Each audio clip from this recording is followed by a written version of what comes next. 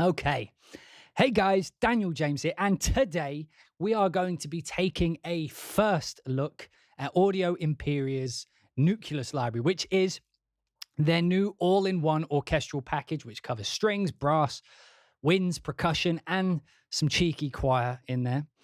And yeah, so this is going to be a first look. And for those who don't know the difference, a first look is pretty much, I haven't looked at the library before, so I'm going to open it up. We're going to go through some of the sounds pretty quickly because I know there's already some videos out there which cover just all the sounds, and then we'll just talk about what we think. This isn't this is a live stream. So as you can see down here, we have a chat room.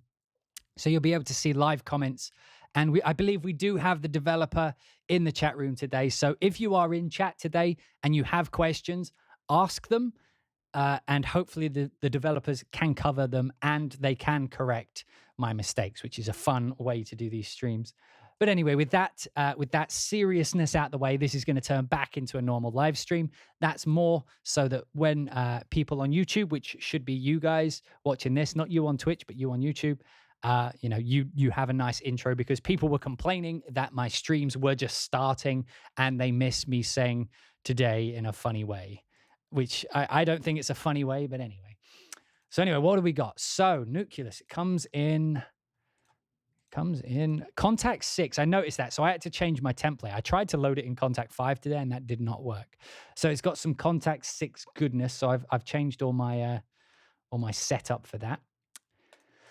So what do we got? We've got multi-patches, single patches. So that's pretty usual. So multi-patches, for those who don't know, is just where you have all the articulations in one patch. Single patches are where you have the individual, like legato, sustain, and sometimes spiccato and all those kinds of things.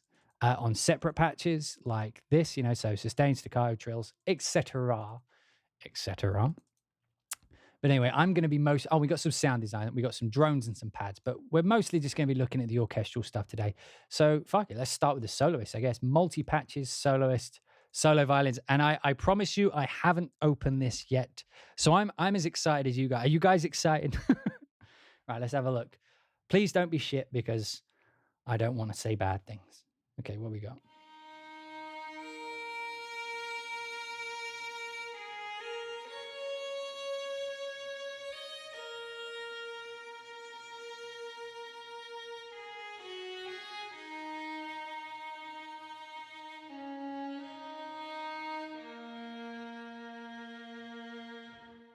Yes.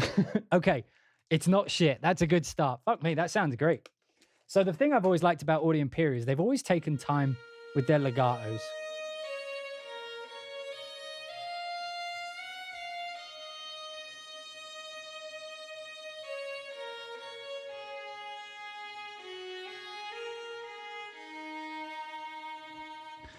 So they got this classic and modern mix. I'm just going to swap it over, see what the difference is.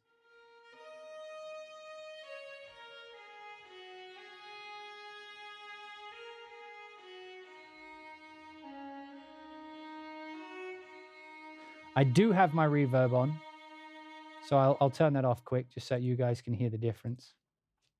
I'm going to put it back on modern mix because it's louder.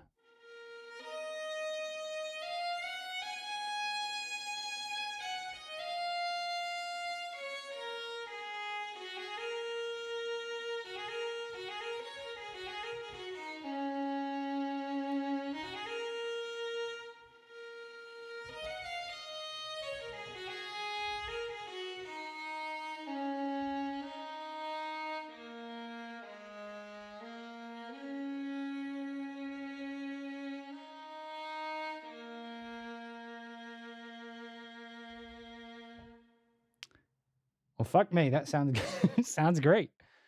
Sounds great. So I'm going to, one thing that they did mention when they sent it over is they wanted me to talk about the sample start, but I'll do that when we get over to the sections, because I feel like that'll be easier to show when we're doing spiccato stuff. So we got legato, which I was doing there, and we got sustained, which will just be.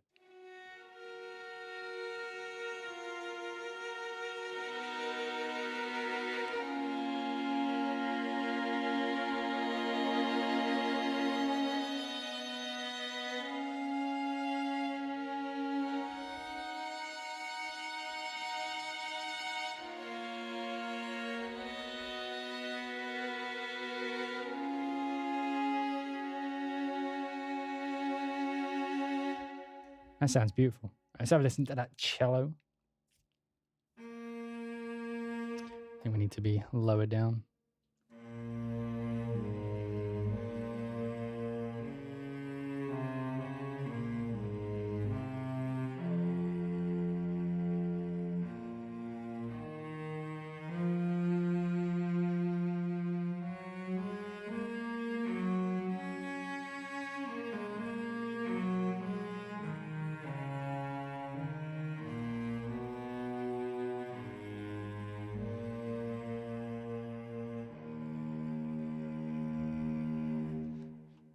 Man, you guys nailed the tone. So I'm saying you guys, I mean, not the chat room. You guys didn't nail the tone. You guys didn't do anything. I'm talking to, is it Jan or Jan? God, I need to figure that out. I'm just going to call him Jan. Solo flute. I was going to be up high in it.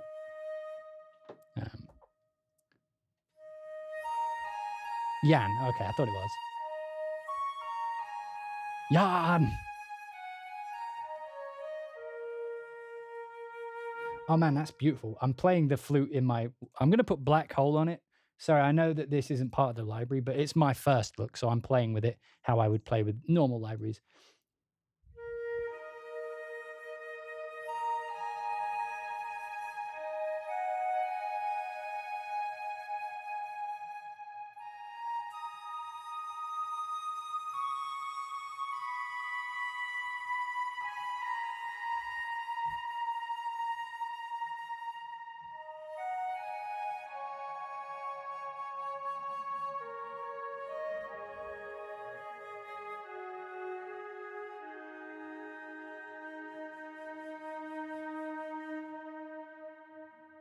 With black hole.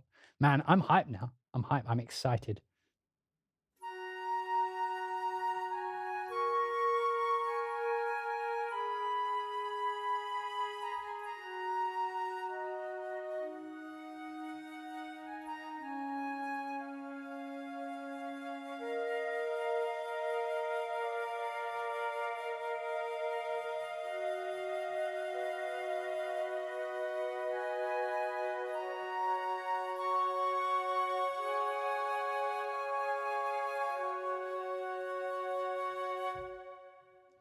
I'm in. I'm full in on this. We're only on the solos.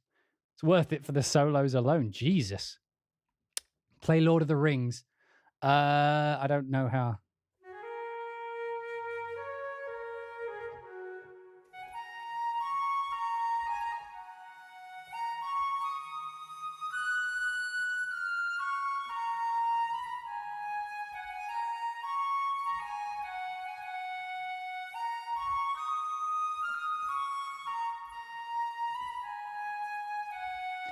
Considering I've never played that properly before, that was I feel like that was correct.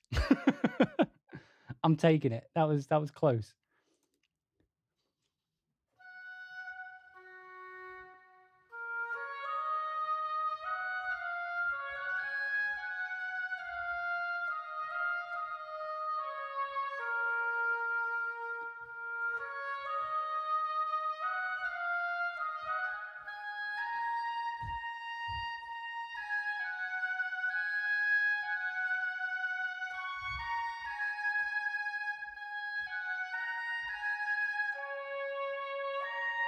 Wow. Sounds pretty fucking cool, man. How low does oboe go? How low does the oboe go? There's a sentence. How low does the oboe go? Could I play it dry? Yes.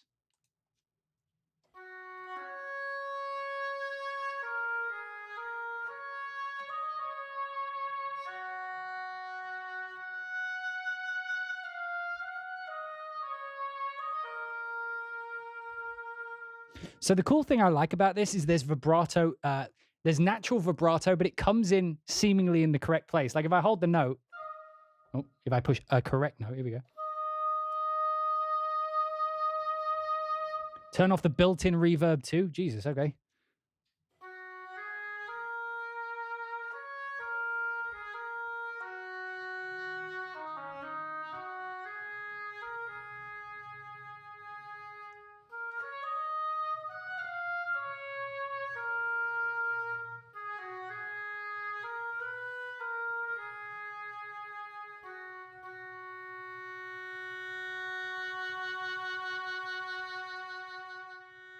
It's a very natural kind of sound. And the reason, by the way, the reason I work inside of Reverb, in my own Reverb, is I know that most of you will put reverb on it eventually anyway. So I don't feel like it's that, what's the word? Unrepresentative, non-representative of the library. I don't know what you'd say there. Okay, solo trumpet.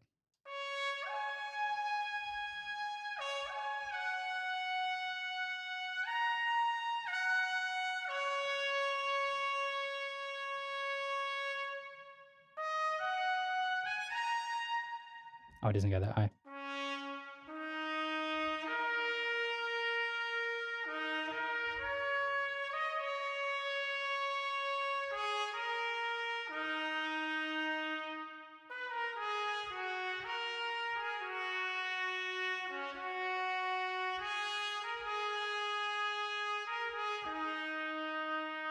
How does the classic mix sound? So let's take a listen to that. You see, that's the fun thing about doing these live is you guys can ask and I can show.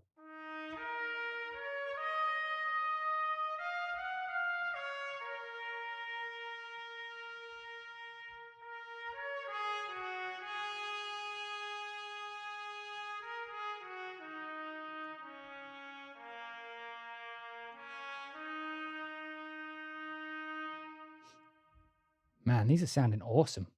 So each one of these so far, I would 100% use.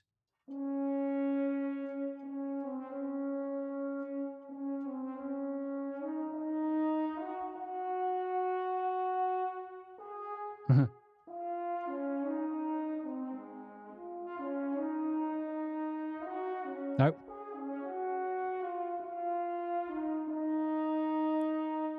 Man, I like it.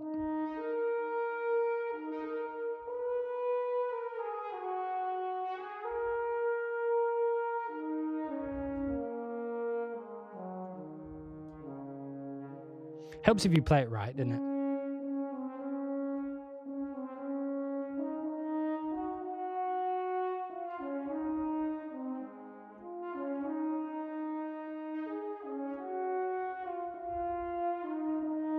I mean, I'm in. It sounds great to me.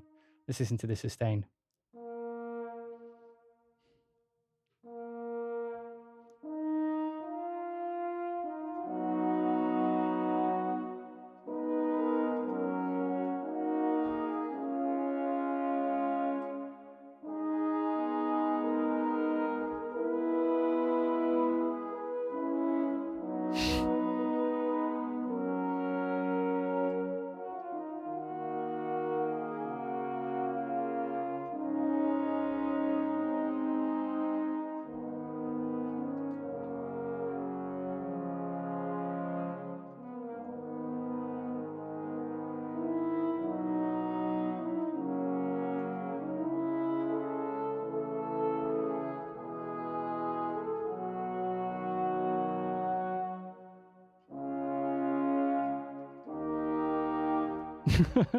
Man, it sounds fucking awesome. Okay, so there's the soloists.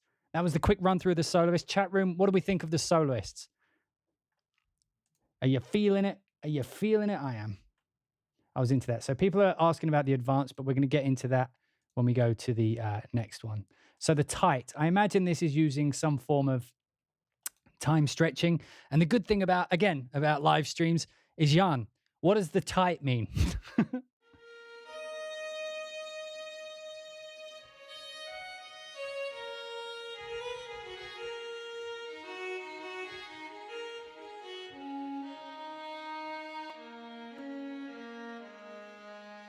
Oh, okay. So it's just the sample start set to 0. Okay. And I think I know what that means because you already explained it to me. So let's move on to the sections. So we're going to move on to violins. Let's take a little ganders at what these sound like. So the sample start, we'll cover that first. Right. Okay. Wow. Okay.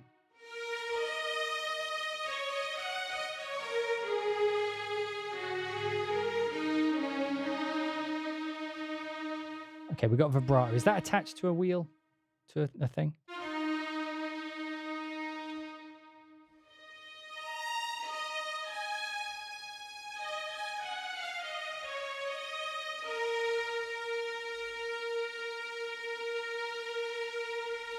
I like it somewhere in the middle.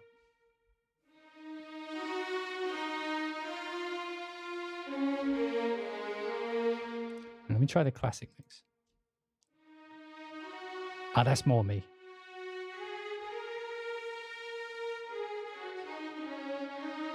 I'm still loading in. So the modern mix feels like a kind of more aggressive.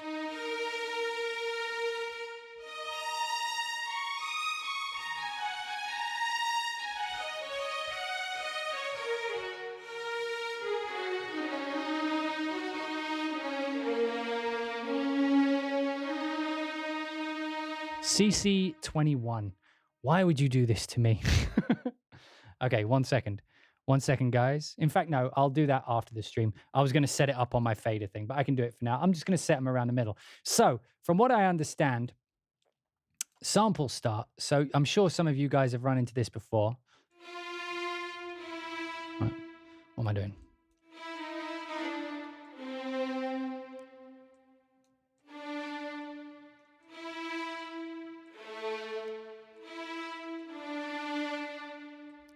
Right.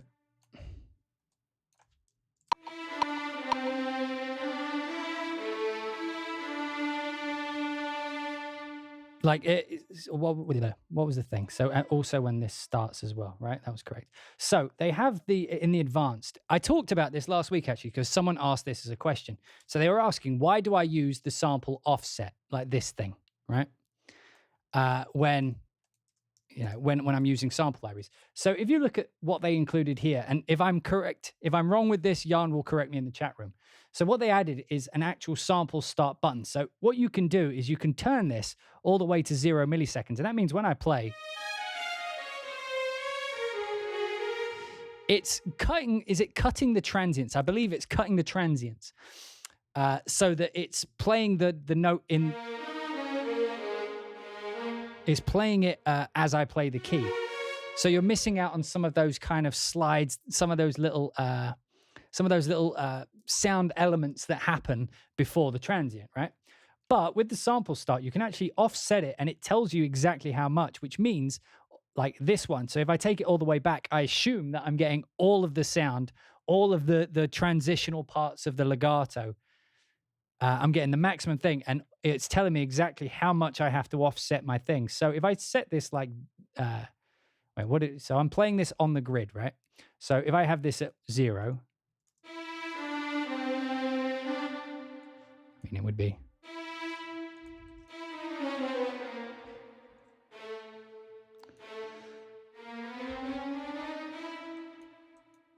It would be like that.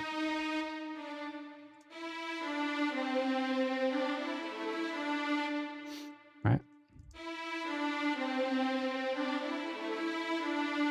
But if I set it back here, I'll get all the things. Can you hear like the extra legato passages again? Let's just. Oh, I'll put it up higher so you get a different.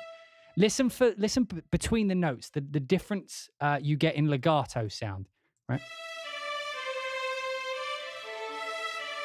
You get a da da da ba ba ba ba ba. But if I put the sample start all the way back, so that we're getting the full legato transition, you hear you're getting more of that legato. And all I have to do, because if you listen, if I put that on the grid, it's a little bit off, right? But because they've actually included by how much, minus 250 milliseconds, I come up to my, what's it called? What's the actual thing called? Track delay in milliseconds. I come up to here, use the amount they gave me, and we should have. Oh, wait, it doesn't help if you actually play it wrong, but it's technically on the grid. I'm just going to put. This isn't going to be Metal Gear anymore, but I know what it's supposed to sound like, so it's fucking me up.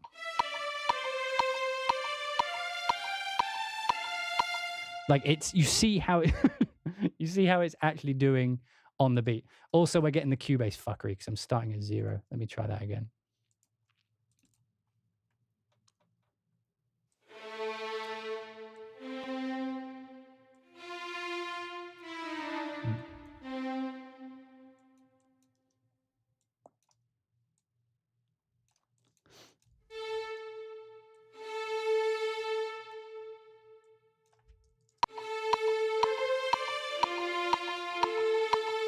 Again, if I put it on the 0, now we're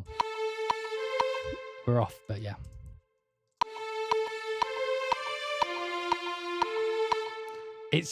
I don't know if you can, oh, you want to hear it without the reverb? Sure, that's a good point.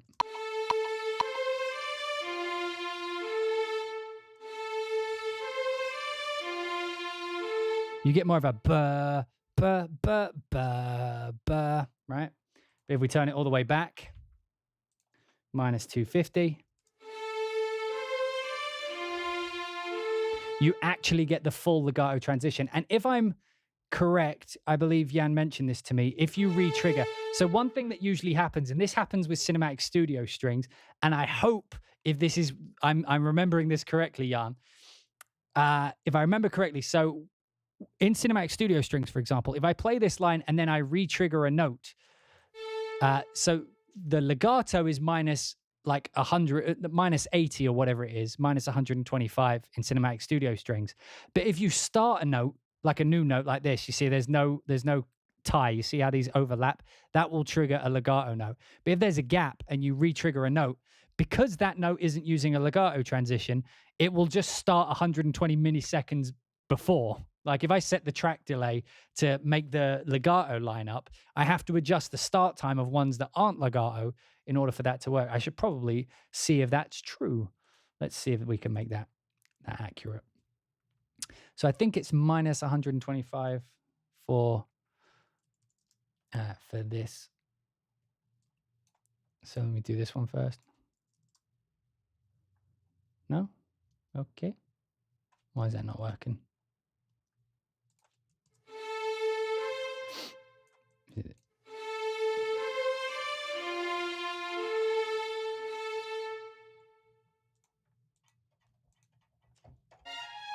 Oh, because I have to put the thing up.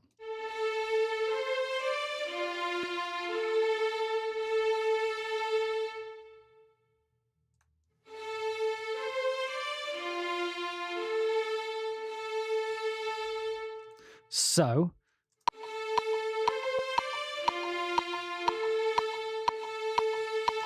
and I don't know if you noticed, but even though there was a gap, we still got the lead in sound into that note. We got the push of air before the note.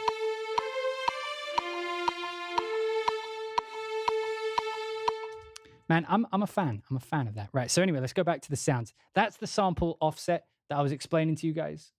So we will continue. And yes, I have my mod wheel down for some reason.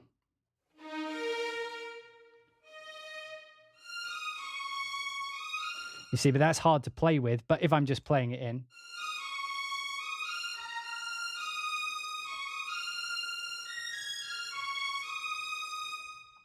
I'm just going to put my verb back on for a minute. I like it.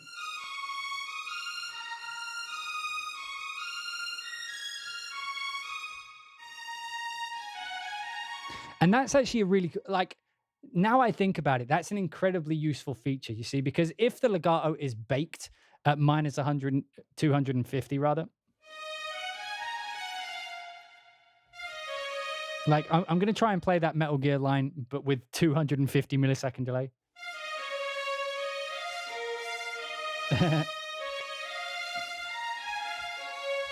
It's like, have you ever used one of those voice jammers where you talk into your phone with headphones in and you hear your voice delayed by a few milliseconds and it makes you talk really slow because you're trying to compensate for like the slapback echo of your voice and it doesn't work? Whereas if I put the sample offset to 0, it's...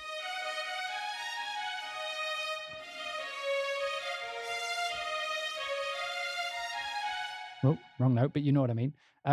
How far back before we get fucked up?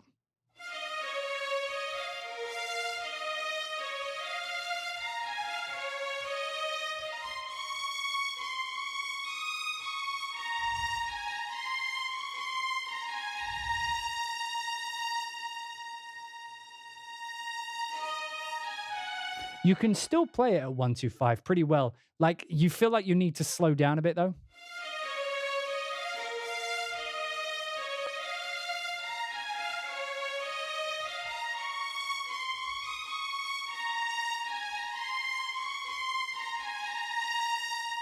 But yeah, I couldn't play that at 250. Like the further back you go, the more you start trying to compensate. But at 0, it's just...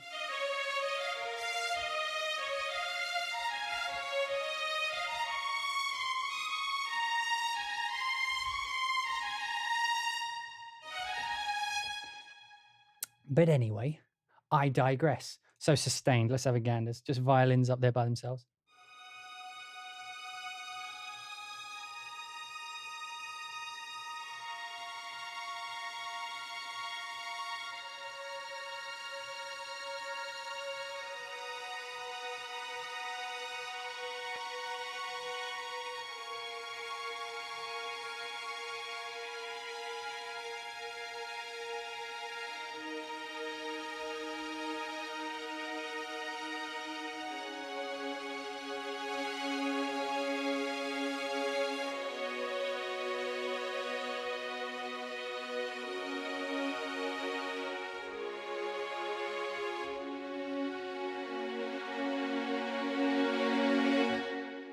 Beautiful sound. Spiccato, okay.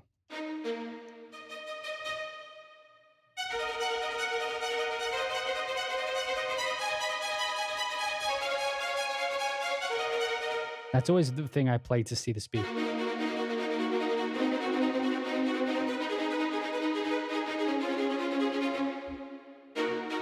So I'm using the sample start here. Was it like at 250? Okay, let's just try putting a line in.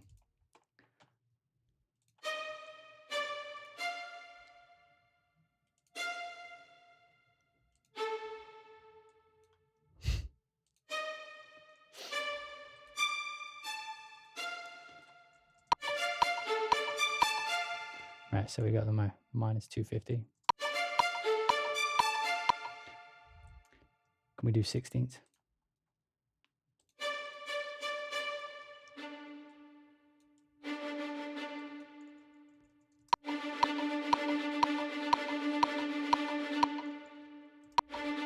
Sounds like it took a second to click in there.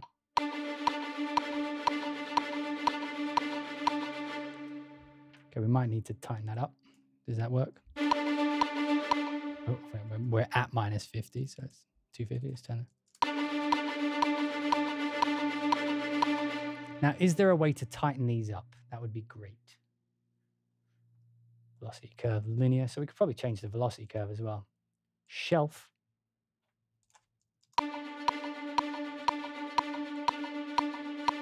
Just going to make these a little bit more organic sounding.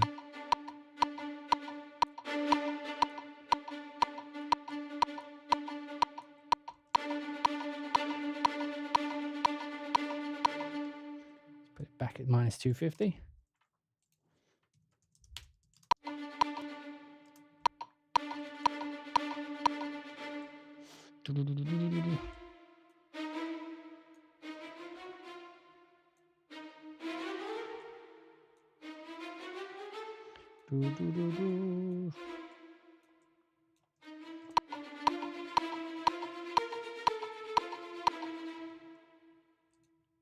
Oh wait, we don't get that. Yeah.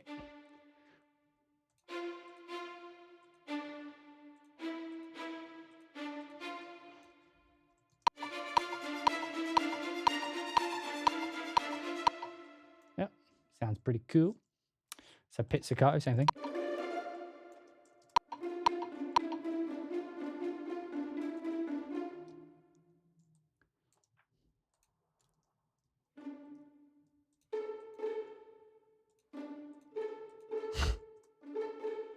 Boom, ba, ba.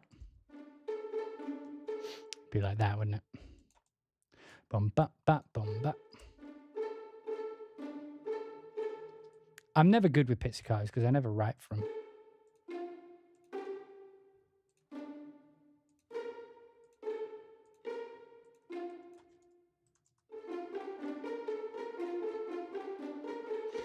Because that kind of sound always makes me want to do this. Just put like a delay on it.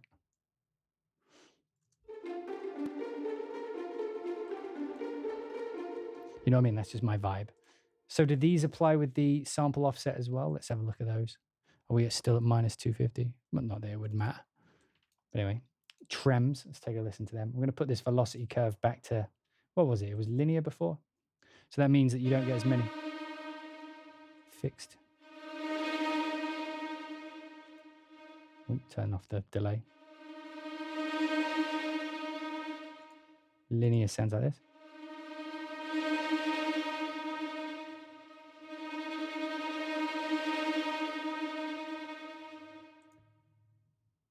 Velocity curve, transpose. Oh, we've got these features as well. Oh, we can increase the range. Okay. Let's try that.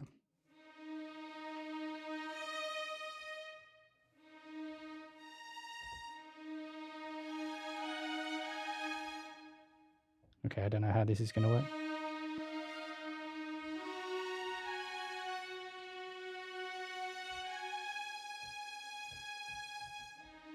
Okay, I don't know how that works.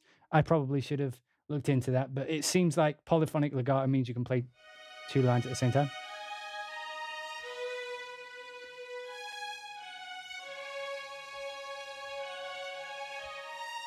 But it seems to be catching my notes.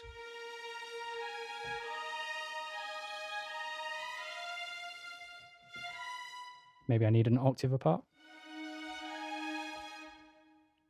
No, catch it. It's like stealing my notes. It's velocity based. Okay.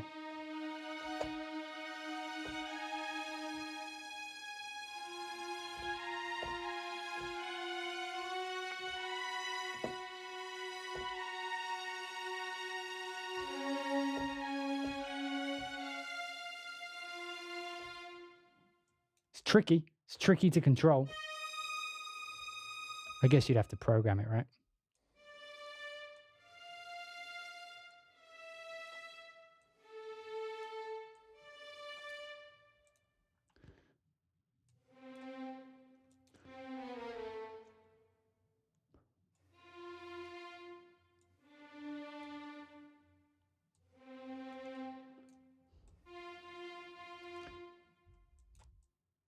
Polyphonic nucleus works a bit different. It works by linking each melody to a different velocity range, hence the velocity splits.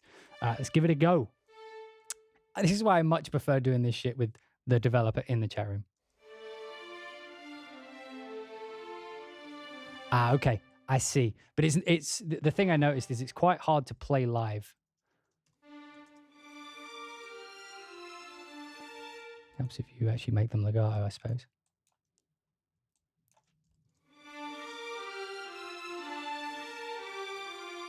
Okay, I get it. I get it. I get it. Thank you, Jan. Again, thank you to Jan for joining us in the chat room today. Actually putting us correcting all my mistakes. Okay, so that was the first violins. Thoughts, people? Thoughts? Let's have some thoughts in the chat room. First violins. Not on my fuck-ups, just on the library.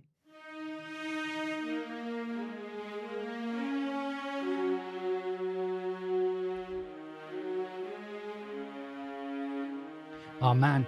You managed to make a viola that doesn't sound like a wall of resonant mud.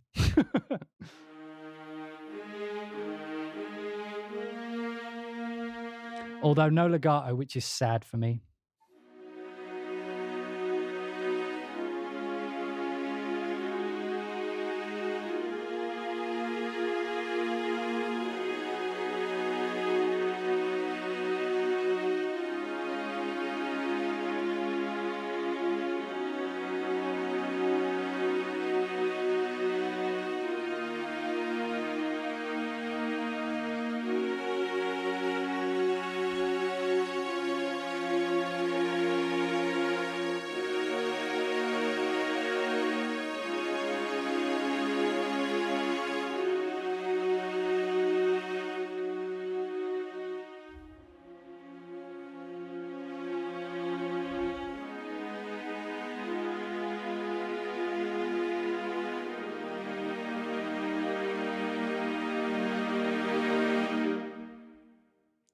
Yeah, and that's what I'm saying. Like the funny thing is, at the minute, there's been a recent what's the word? A recent rush, not rush, like gold rush of starter or all encompassing libraries. So like this covers all the sections. The BBC covers the all the sections. You know, the Cinesamples has got one. Project Sam's kind of got one. This is kind of their second one as well, but this one actually has woodwinds in it, which we will get to. So spiccato. Again, I'm going to put the sample start.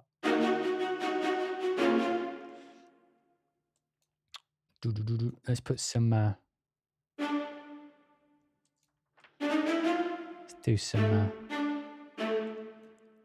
The ultimate. The ultimate. What would you call it? The ultimate viola passage.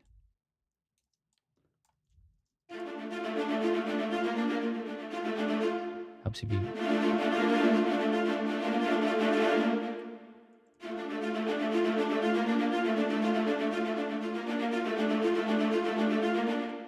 We'll put the sample start the way back. It's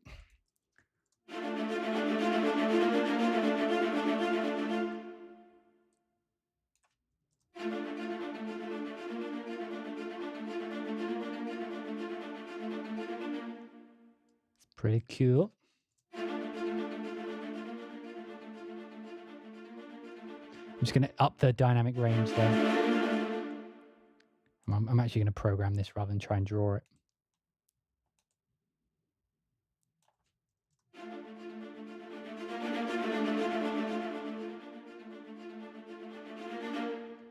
Man, sounds pretty cool. I wonder what that sounds like with pizzicato.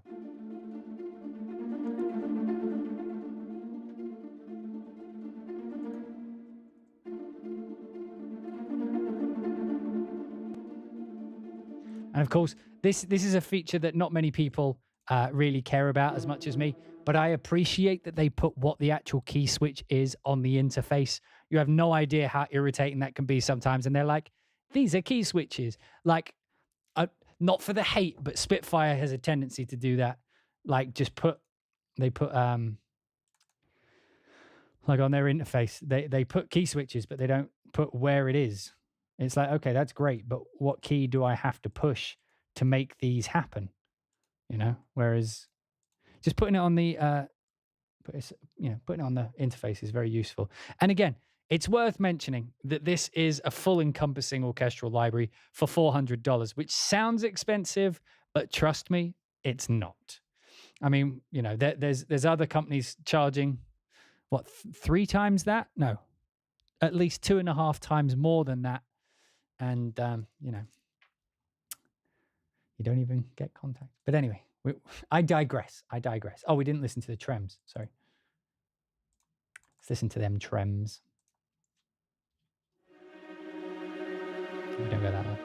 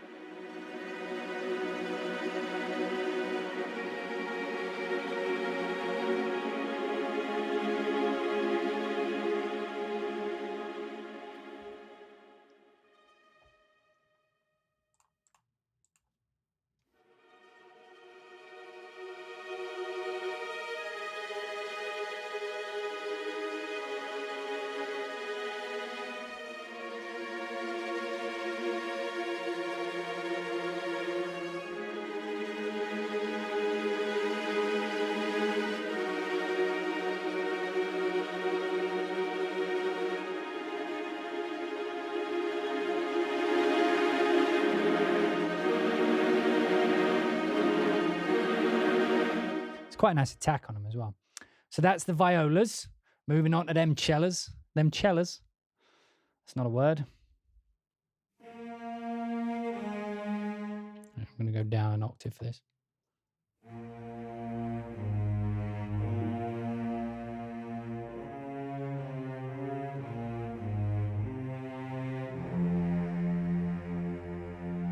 Man, that is tasty.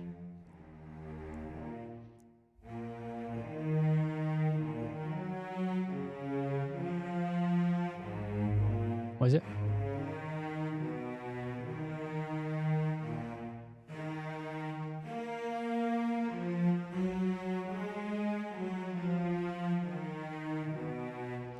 to put my reverb on just quick because I want to hear what that sounds like.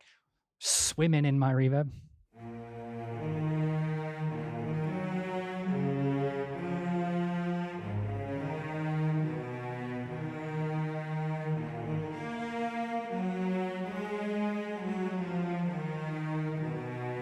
Man, that it sounds like there's only a few libraries that does that transformer thing well. This is up there for me.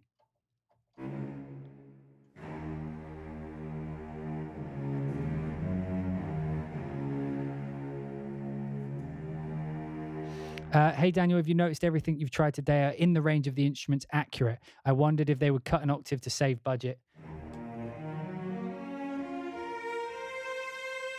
And if I'm correct, you can actually just keep going, right? Range.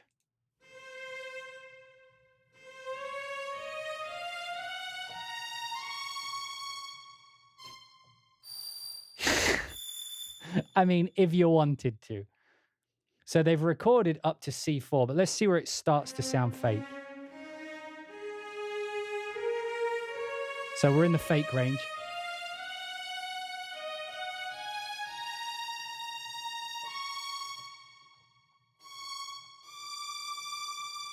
I'd say like around here, it starts to get a little shrill.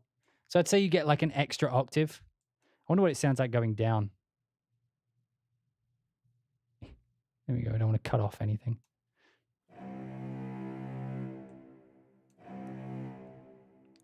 Oh, wait, no. I need to do the other one. Yeah.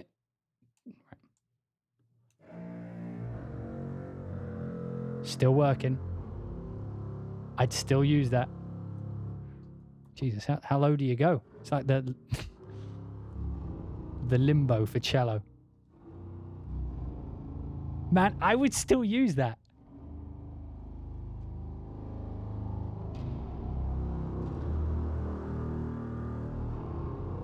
Fuck, dude, I would use the shit out of this. Are you kidding me?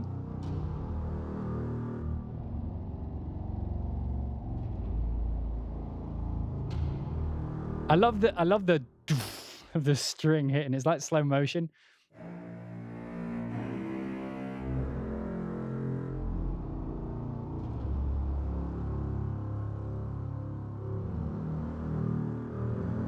Dude, I'm gonna use no joke. I'm gonna use this massive. I'm trying to imagine what the cello would look like to go that low, and the string would just be flapping like that. But I'm gonna use this in a game. Dude, that's awesome. Probably wouldn't go that low. That's about too low. You can definitely use that C. Put some distortion on it. Oh, there's no effects on the front. Oh, is there? Only reverb. But I will. Hang on. What reverb? Let's try some extreme reverb. Not reverb. Oh no, wait. just a little crunch.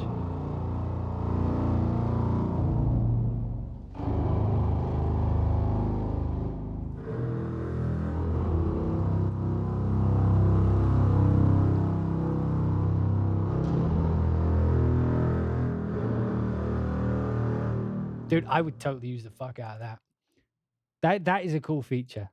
I wish more did that. Hey, Danzo Strive, please do a side-by-side comparison with Albion on the same MIDI patterns. Thank you. I may consider doing that, but we'll do that at the end. Right now, we're just trying to go through. Okay, so cello. You see, now I'm playing really low because I expect that extended range. In fact, I'm gonna save the presets all the way, at least an extra C down.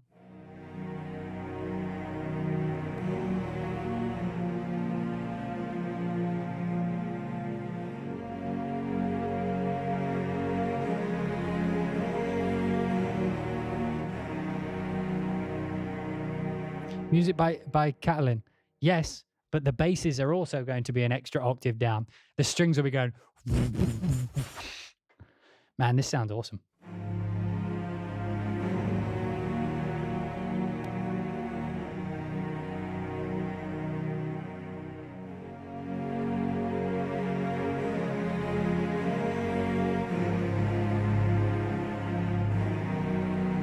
Although I'm noticing that we're getting a lot of attack with the sustains.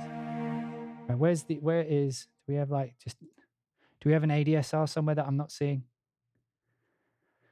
Is there an ADSRA? Hey, Jan, can we get an ADSRA?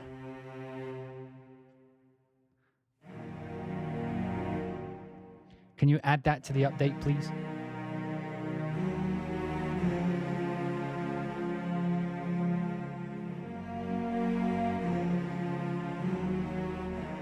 Only because when I use sustained, I tend to have them work like a pad rather than...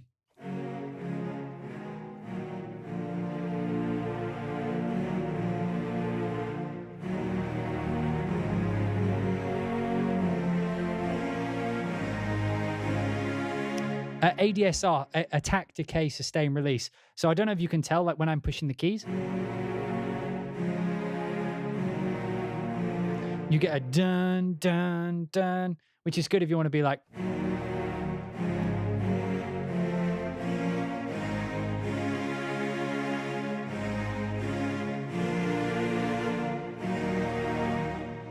but if you wanted it to like kind of sit in the background, like...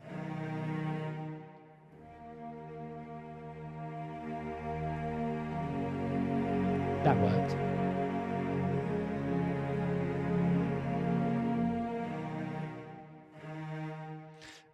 But then if you have an ADSR, what you can do is you can soften that attack and open the release so that when I let go, it kind of fades into the next one. So you get more of a pad-like sound. Not a lot of people are into that, but I dig it. Oh, dude, that sounds spot on.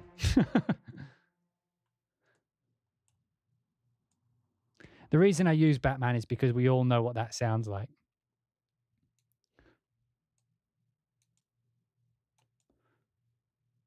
We all know what those spiccatos sound like, and it's a good way to tell what they sound like, you know?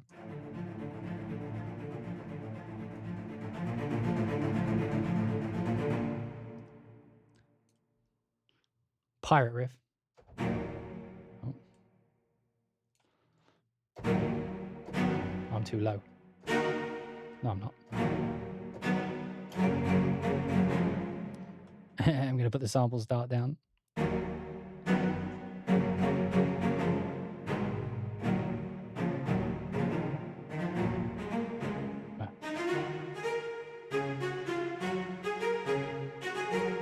Anyway, this sounds more like Hans than Hans library.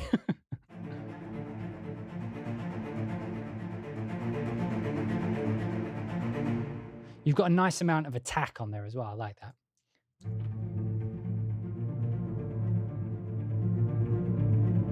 This is my first look, Otter Your Mind.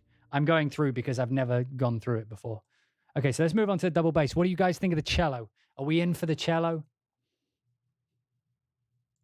For me, and I'm not just saying this, like, if I was starting out, I would have already purchased it based on the solos alone. Okay. I'm curious. I know that we should listen to the sound first, but I want to see how low this fucking thing goes. Oh, look, the key switches are going to fuck with me. Don't cut me off like that, Jan. Don't cut me off with the key switches.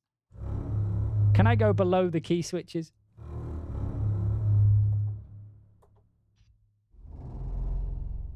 Okay, so that makes the key switch. But can I go below the key switch?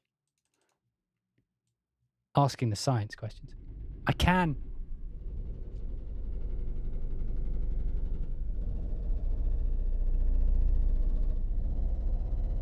You can change where the key switches are. There's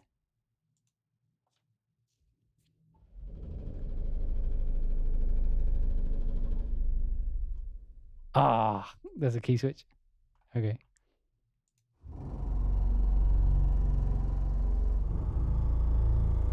It does sound like a helicopter, but anyway.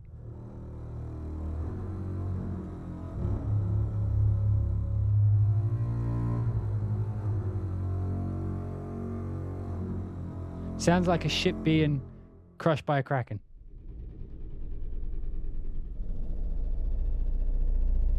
I'm going to use that sound effect.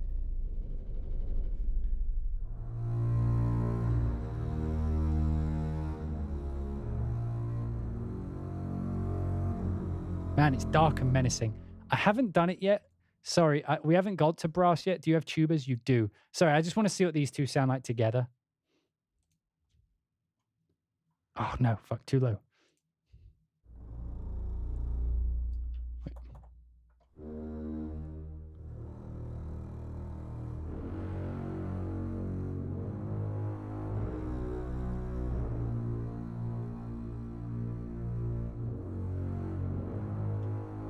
Make sure the sample starts at, okay, I'm sorry. I'm sorry, Jan. No, they are.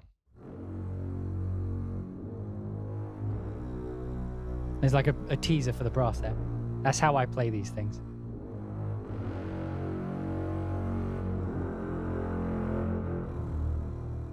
Beautiful. Anyway, we're not on to the tubas yet. Be gone. Right, spiccato.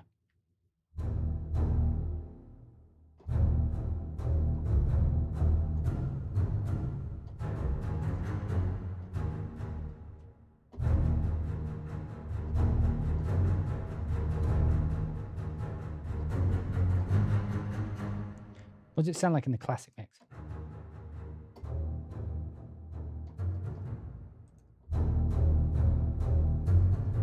So I don't know if you guys noticed that, but the classic mix is pretty much what you get with most sample libraries. So if you like to blend with other things, I'd say classic mix is probably better because it sounds a lot more kind of neutral. It's quieter though. We can just turn it up. But the modern mix is like if you were to put it through all the processing of a big Hollywood string section, I guess.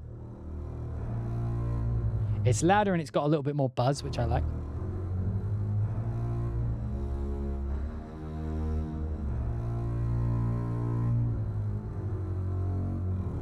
Yeah, I wonder what this sounds like.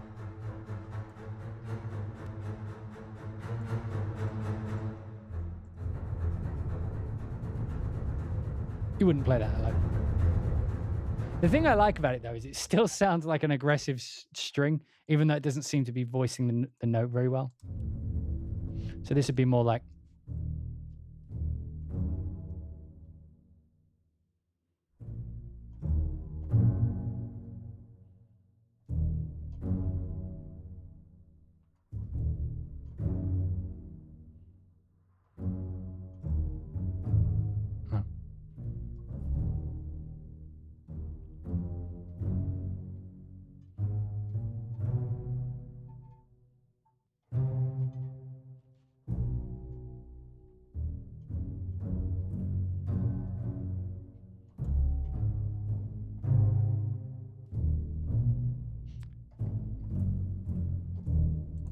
tremolo.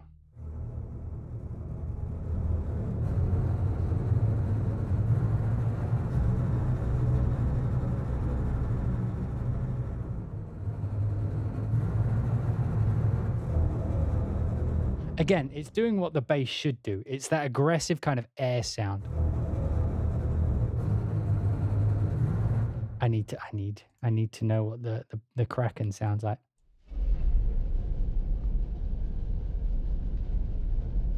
Dude, that's like a dark engine room.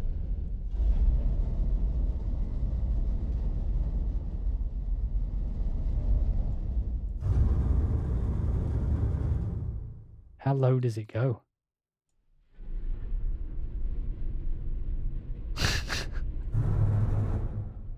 Anyway, so that's the strings, guys. So we're done with the strings. What do we think so far? So next is woodwinds. I'll keep them in their sections. So low you can tuck it in your socks. Indeed.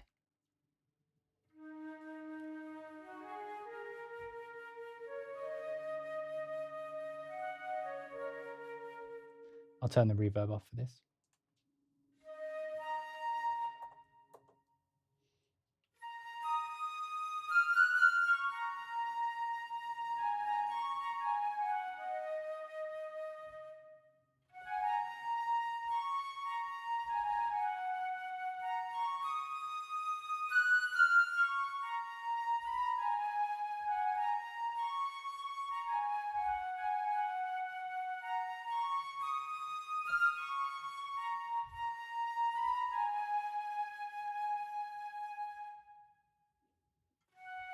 Yeah, I had to finish it. Man, I think I just love the sound of flutes in general, but this sounds awesome.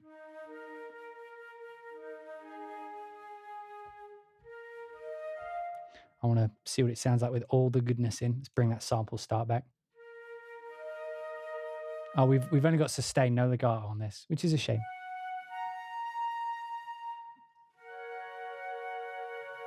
Anyway, what would it be like?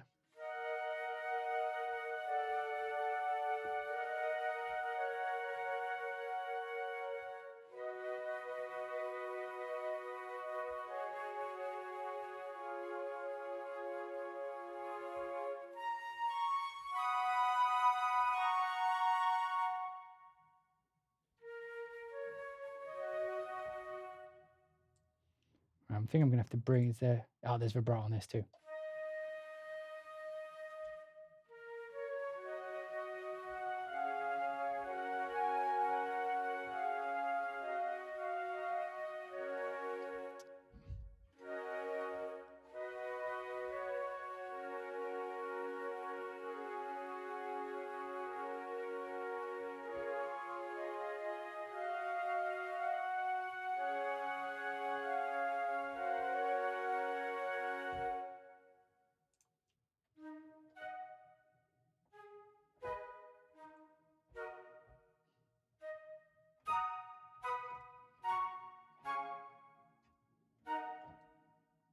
So the staccato, I mean, it's hard to play flute staccatos just by themselves, you know?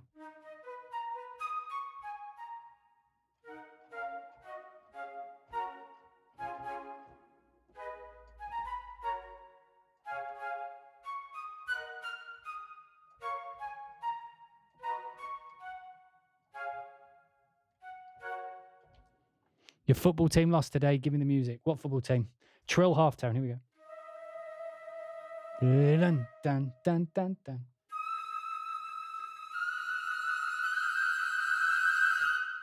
Loving them.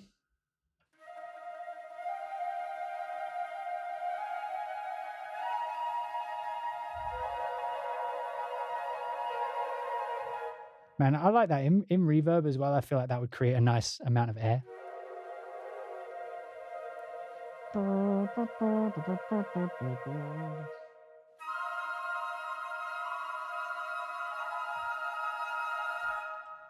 So beautiful. What do you guys think of the flutes? We're going to go through them a little quicker now because there's not much on the UI, which is different that we have to. So we're just listening to the tone now.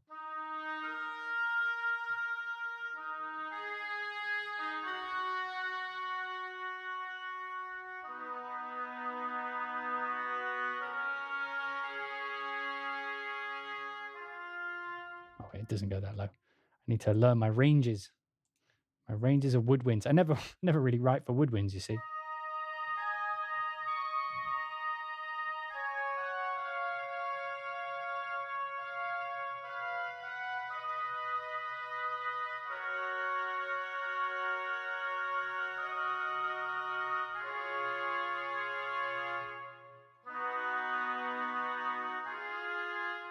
You don't like the EQ? Let me turn the classic mix on.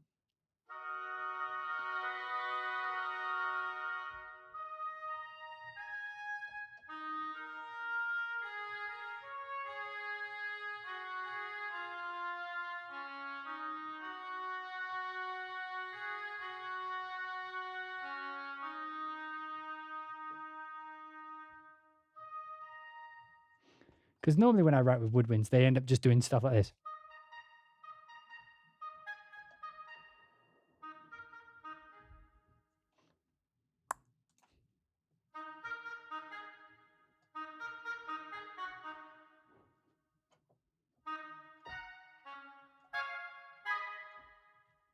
Let's go through the trills.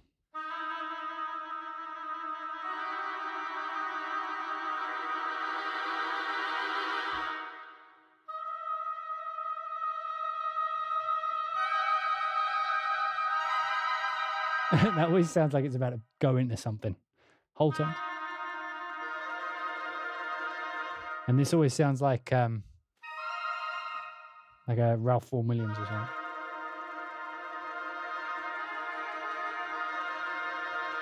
No, that would be the planets, wouldn't it? Cabo, what? Obone. Obone. Oboon. What? Sorry, I'm reading the chat room. It must be so confusing for some of the people on YouTube because I imagine they don't always read the comments down here, but I always have the comments. I always have the chat room like on the screen. You guys can see yourself like that, just next to the window. And so they must be so confused when I just start answering questions without reading the question. Oh, I do love a clarinet.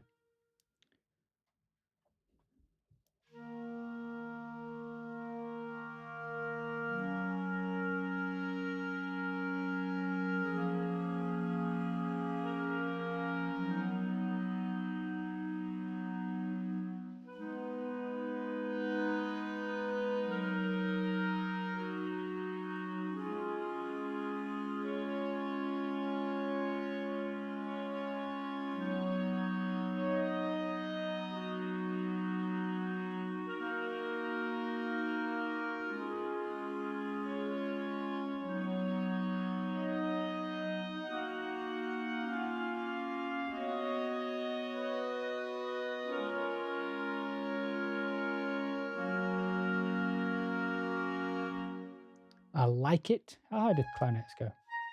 Man, I need to hear some crazy ranged clarinet.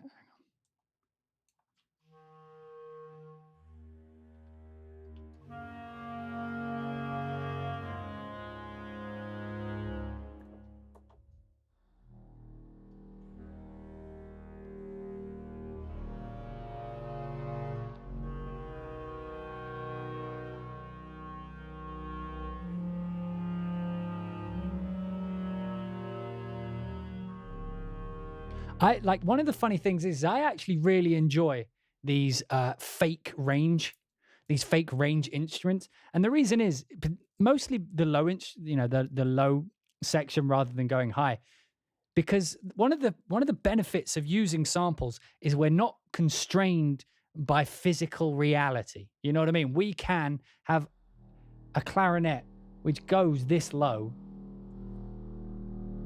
Not, I mean, I think you can get clarinets that, bass clarinets and stuff, but I don't know if they go this low. That's like crazy low. But the thing about that is what I mean is you can create instruments which don't exist in the real world.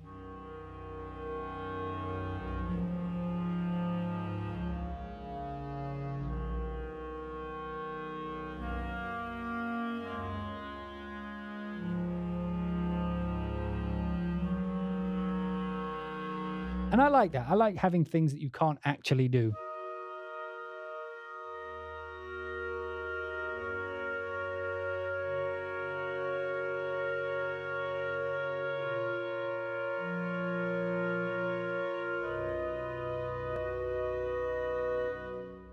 Anyway. Bassoons. Oh, wait, no, we didn't do the Staccatissimo.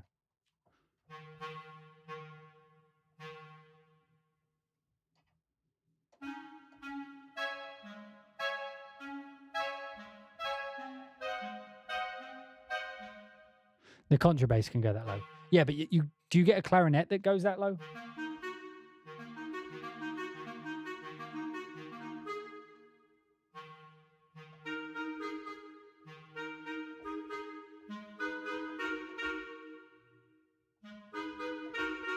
A contrabass clarinet goes down that low? Wow.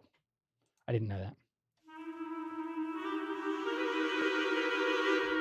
Just going to quickly go through these because they're all about the same.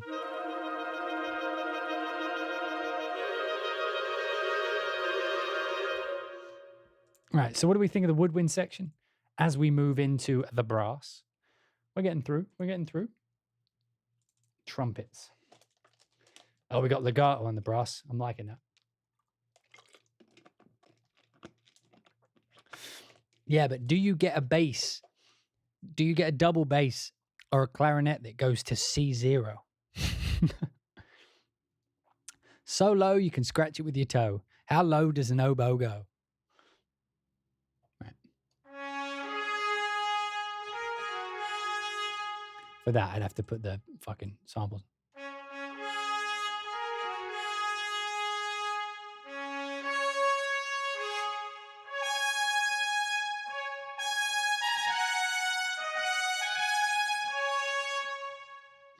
Get back to normal. Let's get out of those bass ranges.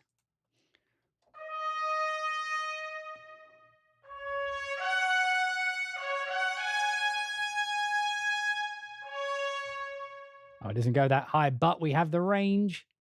We're creating some imaginary trumpets.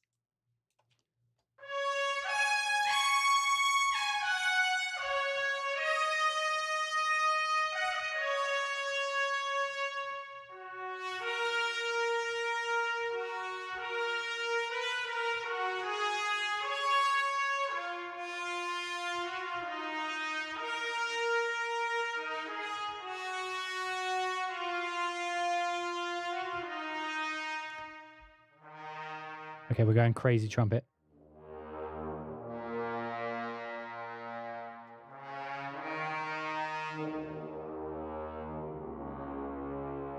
Man, I want that trumpet.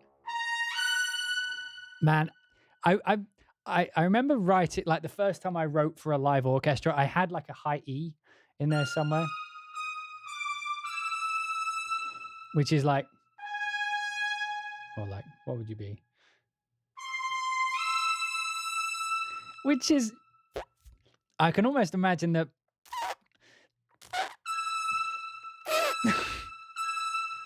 But like you can, I'd say like up past the E, you start sounding fake.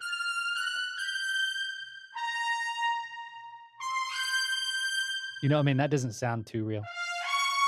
That does. That works. I'd say there's your limit. But downwards still sounds right. Okay, we're sounding a bit farty there. But down here we start sounding like a French horn or something.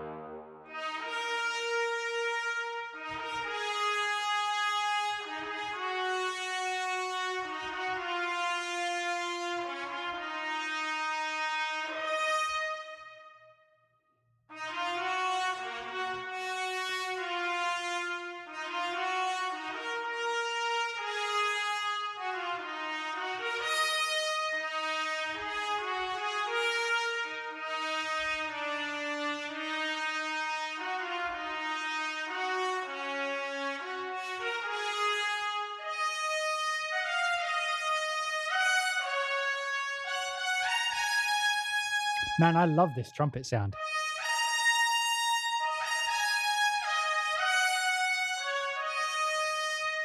Okay, so sustained would be. Where would?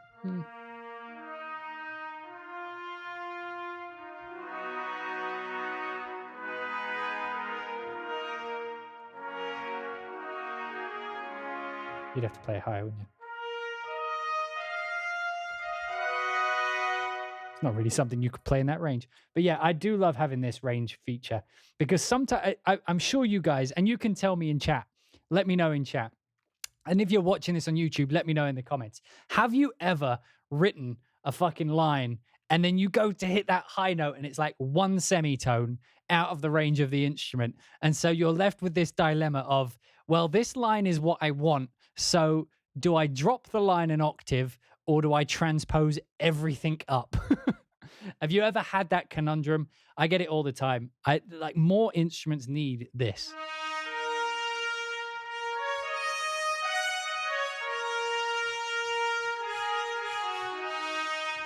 Oh, that's the sustain. I thought it was legato.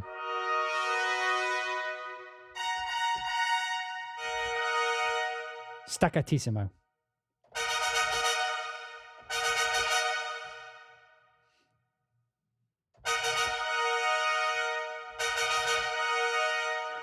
Okay, Jan, I'm gonna make a request if I can, buddy. I'm gonna make a request if I can. I want a sustain that has a hard attack, so I can go da da da da da da da da da da da da da da da. You know what I mean? Like I want this a staccatissimo, so I can go da da da da da da da. Because this works really well for double tonguing. For someone was asking how fast do the things play.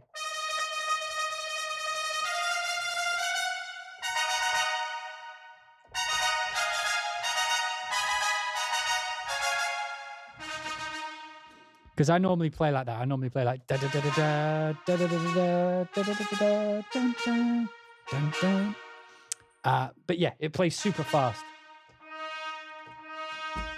But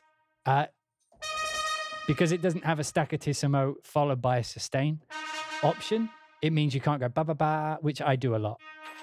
I mean, you could do double layers, but I do like how fast this is. Dun dun dun dun dun dun dun dun dun dun dun. Let us, yeah. It would be as easy as, but like just being able to have the sustain and the staccatissimo layered, that would be cool. Okay, what do we think of the trumpets? I was a fan. Love that legato. This is going to be like my go-to legato library.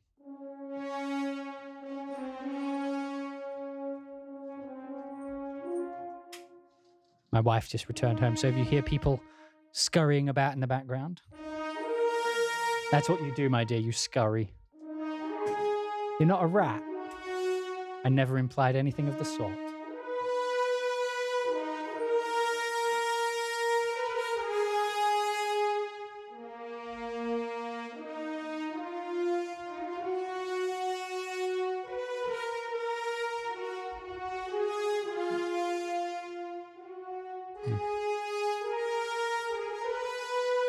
I'm going to need the range.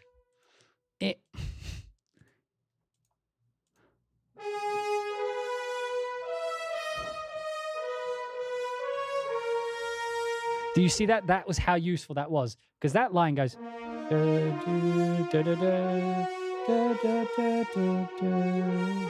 Oh, wait, my reverb is on. Let me turn that off, sorry.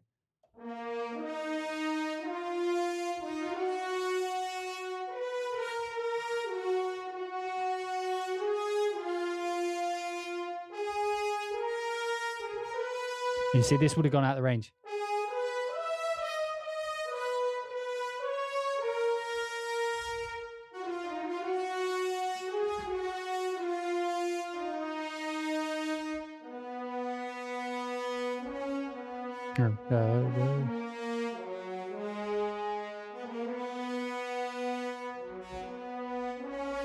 Whatever.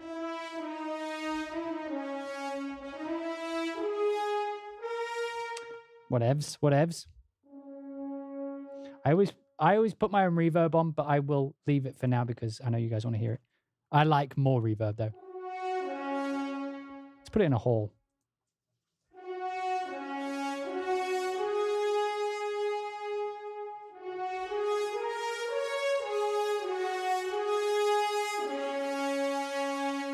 And they have the buzz. I know you guys have seen me say certain other libraries don't go epic because their horns don't have the buzz. This is what I mean by the buzz.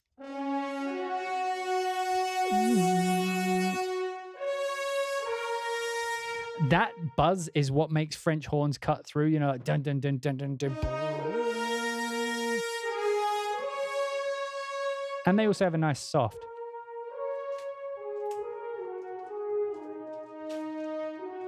My only gripe with CSB is the delay when playing. Yeah, and again, that's one of the cool things that we've seen about Nucleus so far, is that when you're playing, you can put the sample start up to 0.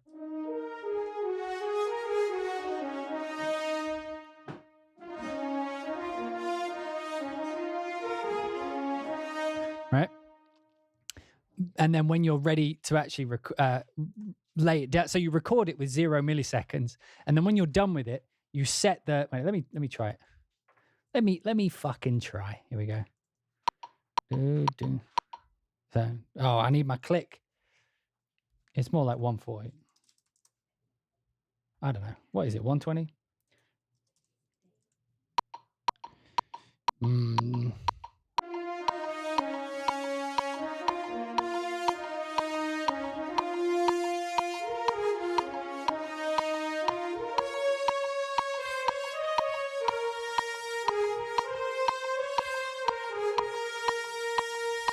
Right, so I recorded that at 0 milliseconds. And the reason I did that is because it makes it easy for me to play to the click. whenever I stream, for some reason, by the way, like everything, all my MIDI's offset pretty badly. So that's not my shitty playing. You heard I was pretty in time. You see, like I'm off by like a while, but I'm going to put that back. Let's just quantize that to...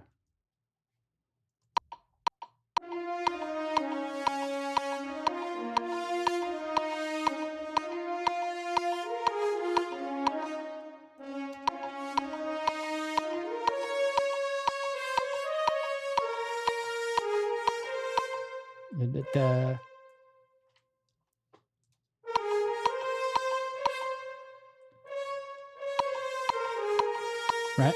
So that's what I played in. I'm just going to hit legato and then layer these over. Right? So it sounds okay. Sounds okay. But if we then take the sample start down to -250 and offset it, again, the cool thing about it is it actually tells you how much to offset it. Now we should have all the extra legato sound.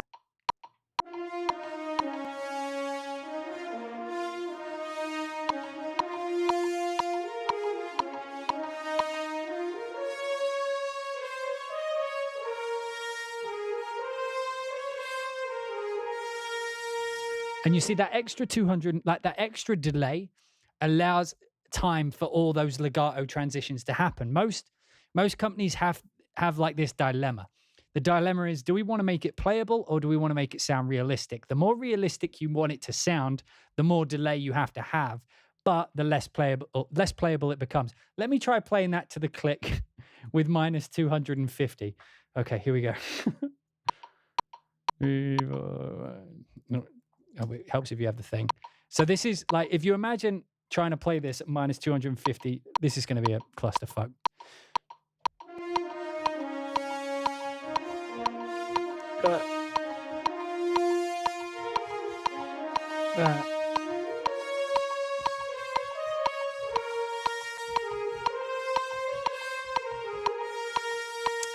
Okay, I got through it, but that was uncomfortable to play. And if I move this back where it should be, like, yeah, it's not quite as there. You know what I mean? So the cool thing about having the sample start work like the way it does is it allows you to play it in at 0 milliseconds. And then when you're done, you get the extra. So just again, for the example, I'm just going to play the same same transition at 0 and at 250.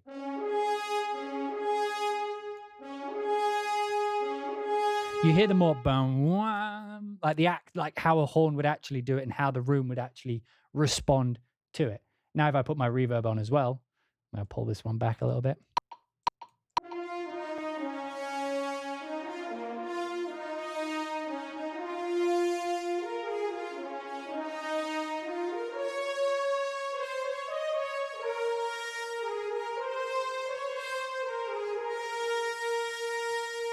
Beautiful, beautiful sound.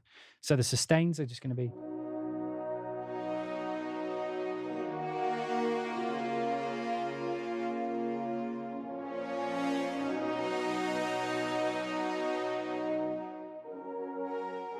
Another thing worth mentioning as well is if you use a, let's say you're using like a cinematic studio strings or, you know, something like that where the legato has a delay offset, right? So you do your legato line, but in order to make the legato line up with the grid, you have to minus like 125 milliseconds. That millisecond delay doesn't always apply to the other articulations. So what would you say? Like the spiccato, for example, might sit on the grid at minus 50 milliseconds or minus 80, but you've set it at minus 127 for the legato, which means that you'd have to offset when you do the articulations. The way this works is when you set the sample start off, everything, including the staccatos, are going to fall on the grid, if that makes sense, which is a good thing. That's what you want.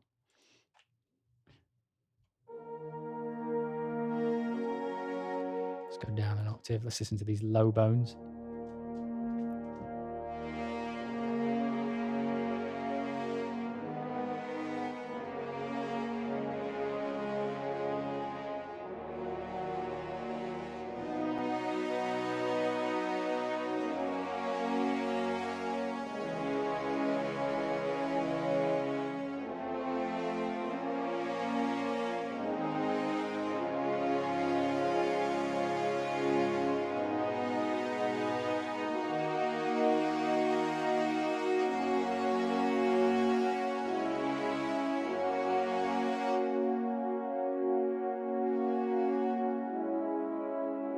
One of the downsides I do see is there's a little bit of a skip in the mod wheel. I think we can probably alleviate some of that with the velocity curve. Maybe a shelf.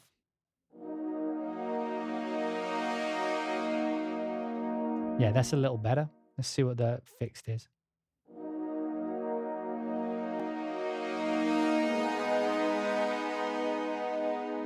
Yeah, for the horns, I'd recommend going off of linear because it feels like they come in a bit too, like you cross that dynamic range too quick.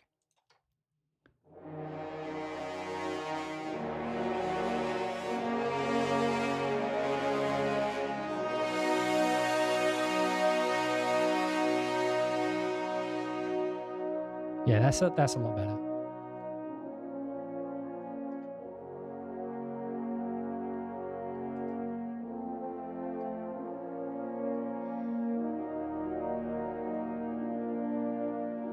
Yeah, so in order to get rid of the, yeah, you need to adjust the velocity curve, I guess, just to fit with what you want, really. Let's see what the classic mix sounds like quick.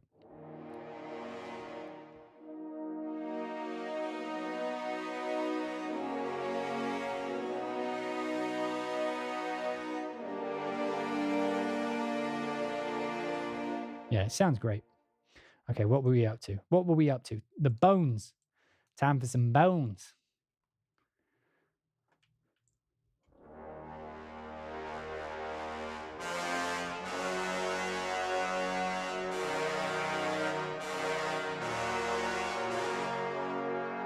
I'm going to do the same with these, actually.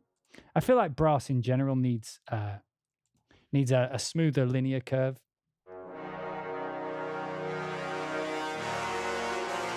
Man, these are really powerful.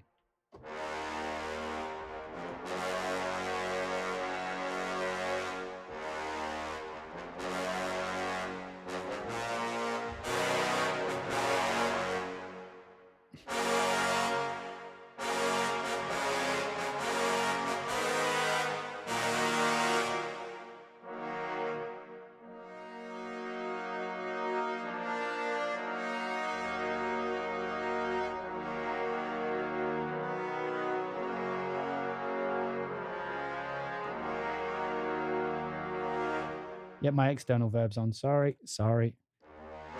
I told you I like it swimming in reverb.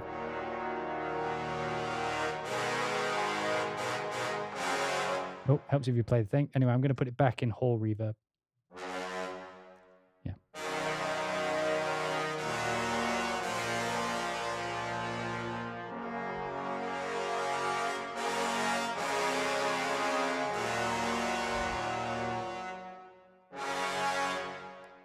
What is this staccato? Staccatissimo.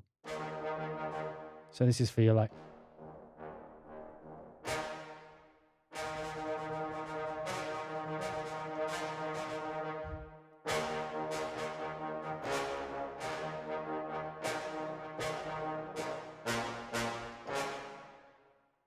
A little bit more. I just love reverb. I'm sorry. I'm a big fan.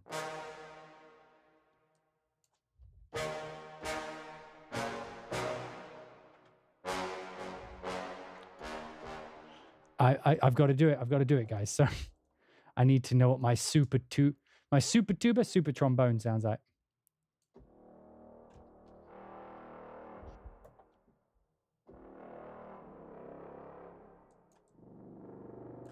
We're going down. We're going low.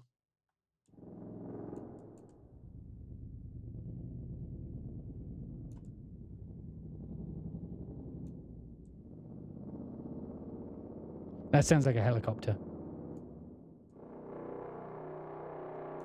I wonder how high we can go before it sounds fake.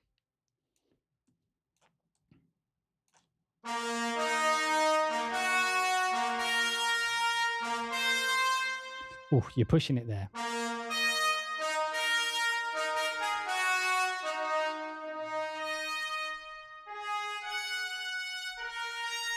Starts to sound like a trumpet.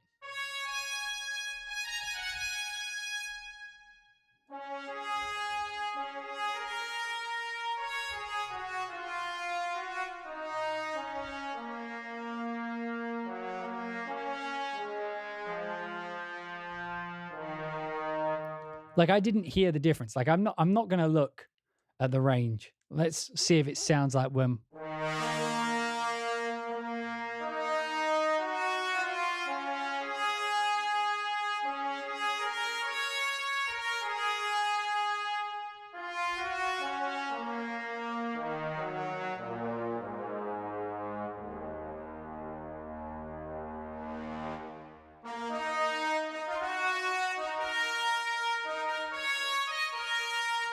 I mean, you can. It sounds a bit like a harmonica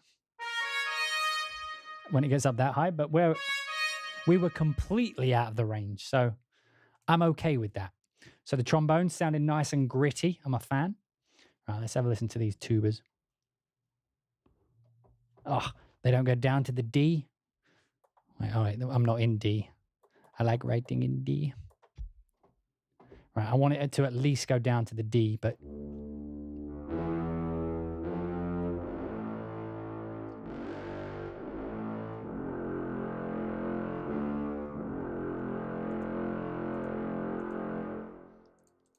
we at least got to have a D. Again, I know that a lot of the purist type people won't be a fan of that, but I love being able to take these instruments beyond their range, particularly if there's no intention of my music. Like if I'm writing a score and there's no intention of it being recorded. Like if I'm playing a thing and I want it to go down there, that sounds good enough to pass if it's just a passing note.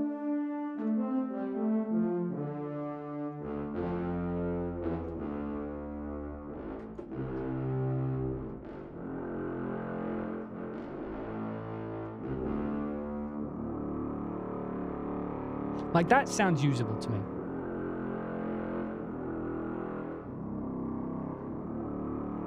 Almost didgeridoo-like, but I like that.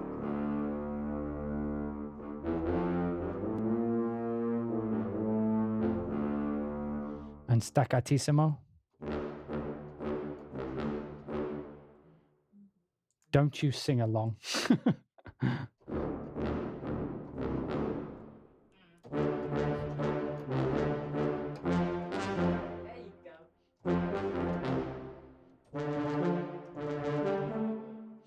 My wife was singing along to that one. She knew that one.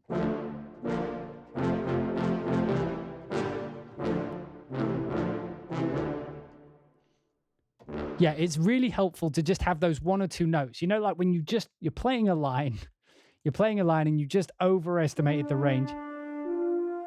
Like you want to go do do do, and then you want to go ba, ba, and you're like, fuck you, I just want that extra note.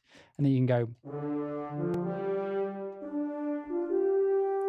And, you know, when you're within like an octave's generous, but when you're within an octave, you don't really notice that it's gone out of its range. And I like that.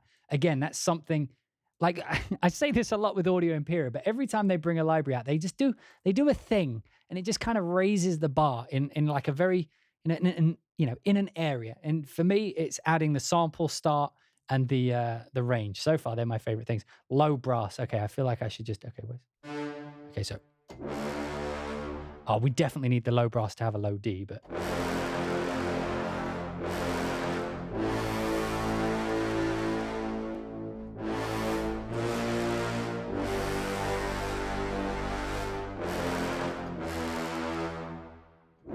You see what I mean? It needs to just, I want it to go down there because I write in D. So at least having the option of having D as my lowest note is important to me.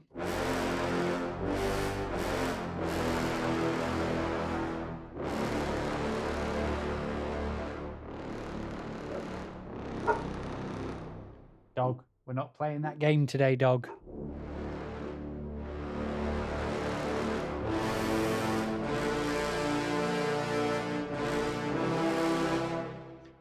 Just to hear, okay, that brass.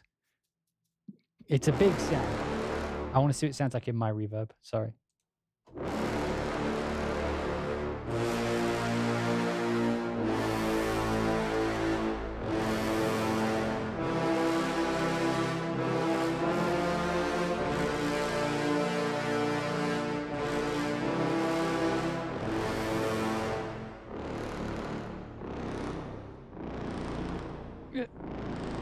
You could probably get down there. How low? I feel like you could probably get down to here before it sounded really bad. That would work. I feel like we lose it around here. I feel like that A is about the lowest you'll go. But with that D, you don't even notice. Oh, you can get away with that.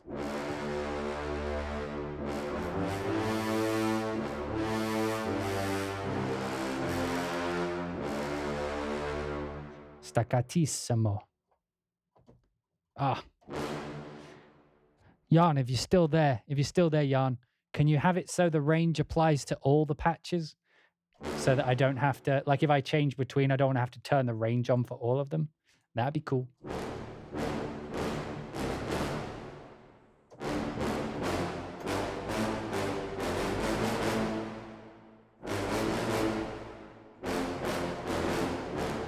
Man, that low brass is going in everything. So what do you guys think of the low brass? What do you think of the brass section in general? Are you a fan? Are you fans of the big sound?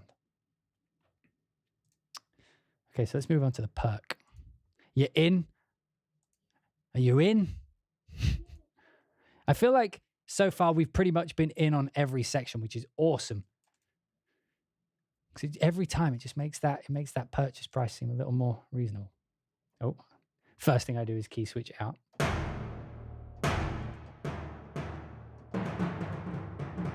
So these are going to be hard to show without context, but yeah.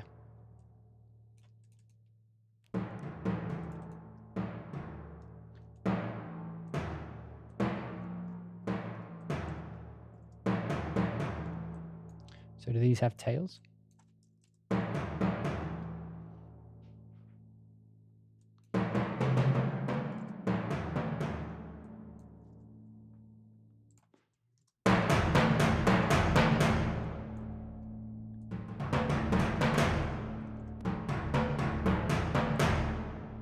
These bite.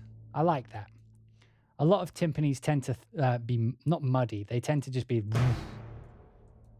It's a hard sound to explain, but they're like... Whereas this is a lot more biteable.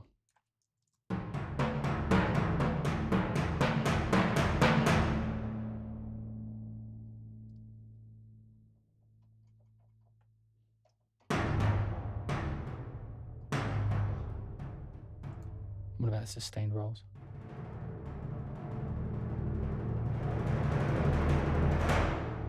Oh, they have the roll off at the end.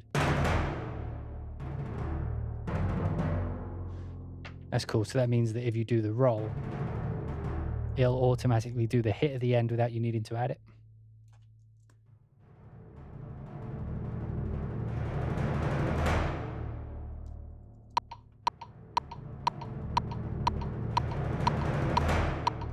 It's a little off, so maybe we need to...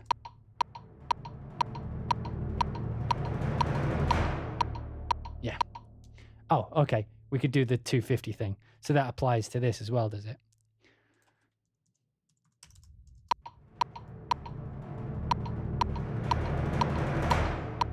Yeah, okay. So that's cool. So I don't know if you heard that. When I played this roll, when you do the note off, which means when you lift your finger off the key, it adds an extra little brrrr, and like the ending hit, like you would if you finished doing a roll. Like you wouldn't just go brrrr and then just stop. Usually you'd go brrrr. You know, you'd add that extra beat at the end. But because my sample start was set to 125 or whatever it was, that beat wasn't on the beat. You hear it was off the beat.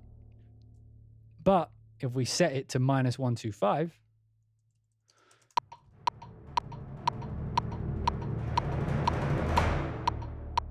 it does it. But at the same time, if we go full 250, we get all of that little extra, little roll and hit. So we get the most realistic sounding hit, the more lag you give it.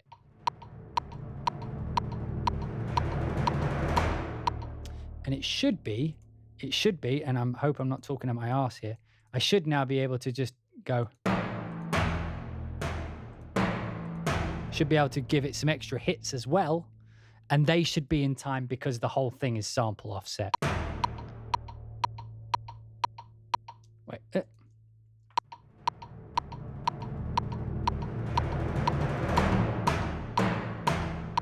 Yeah, and they're still in time. Perfect. Nice. And then we have some built-in crescendo rolls.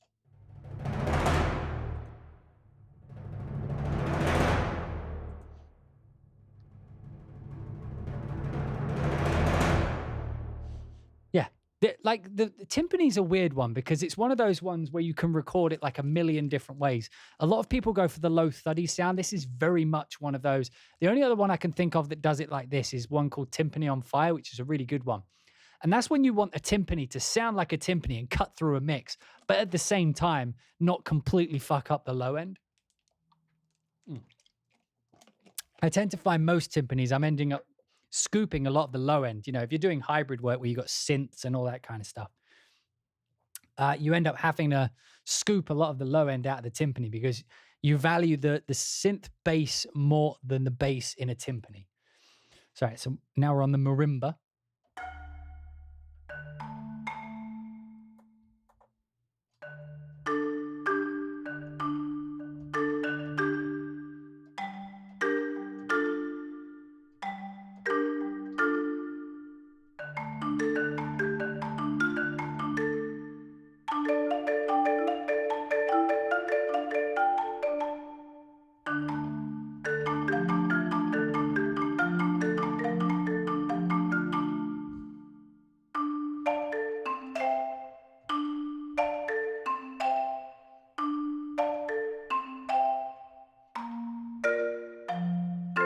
Man, this actually sounds great.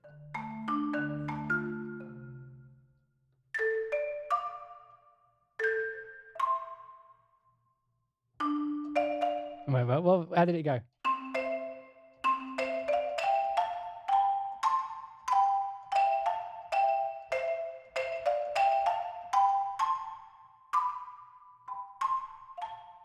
Who remembers that?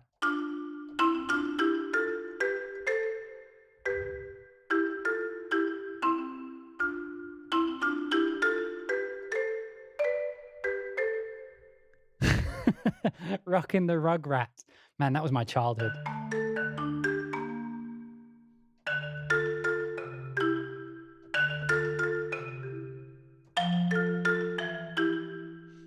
I wish I could play under the tape.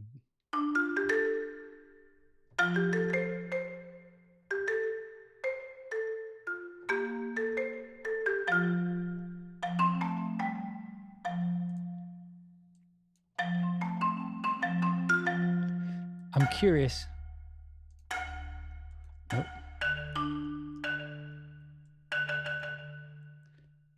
Let's put this in eighths, maybe.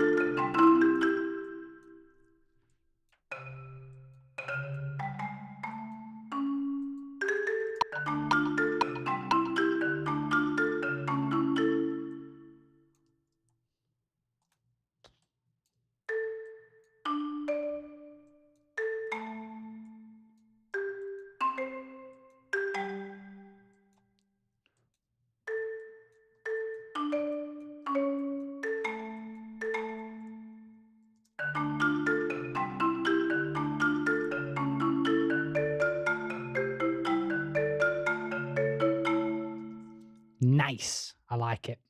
It's got a good tone, you know, like a nice solid wood tone. Beautiful. Not very often we get to play with marimba. Xylophone.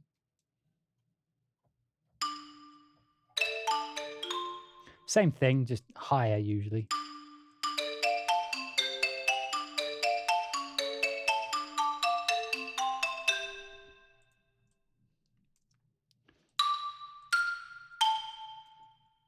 So we do like this.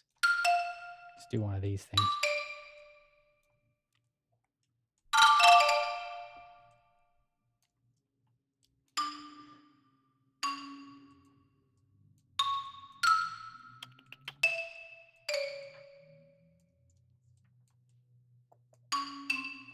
Do do do do do do.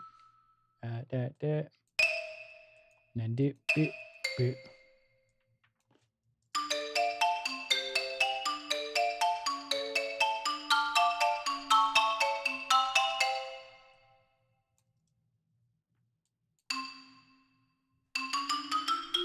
And then we could do like an F. I don't know.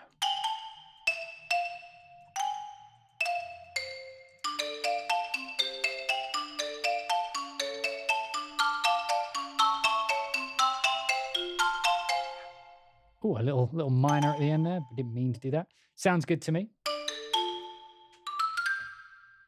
Can we offset that shit?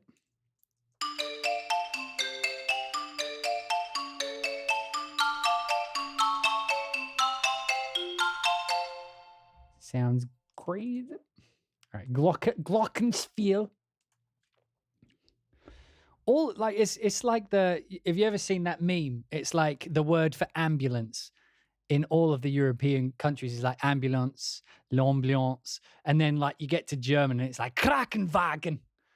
Like glockenspiel sounds like one of those words to me. Like everywhere else, I'm sure it would have just been like metal piano, you know, like metal piano. And then the Germans are like glockenspiel.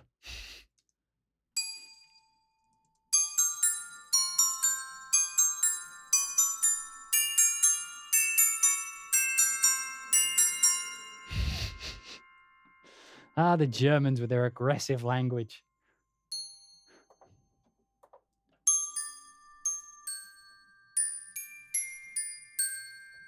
I'm going to put that in a bit of verb, if that's all right with you guys.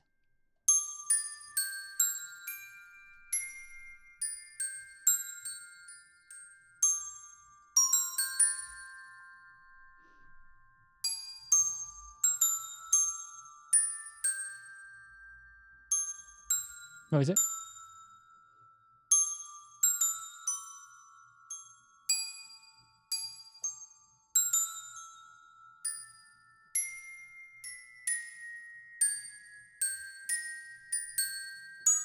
I don't know how it goes.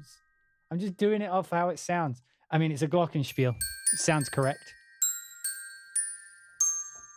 Glockenspiel. Yeah, like everyone else would just be like, bells. Le belle. That's French, by the way. Le belle. La bolle. Like everything with French, I just say it a bit softer with le in front. So it's piano, le piano. Le piano. Atonal percussion. Oh, we've got this one spread across the keyboard. Nice. Oh, wait, it's all the way down there. It's all the way down there.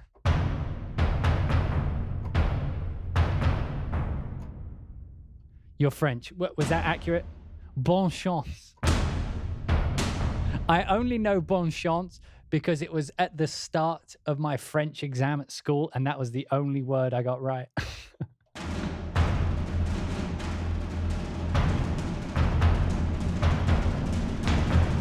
Is it not even French? Brilliant. Bonne chance. Buffon. Huh? It is French, okay.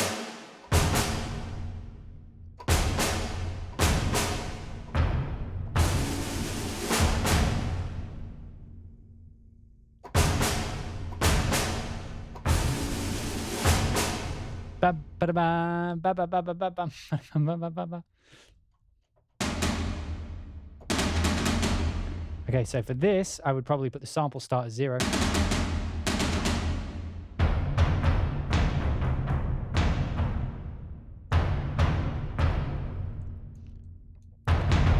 Bastards putting it all the way down here.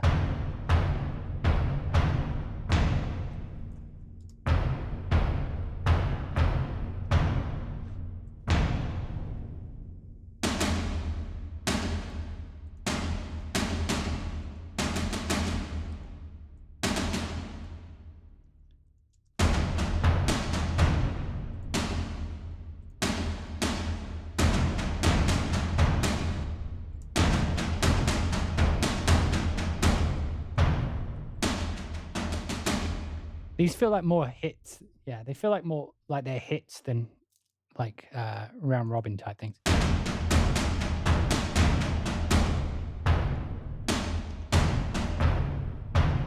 Try a different instrument.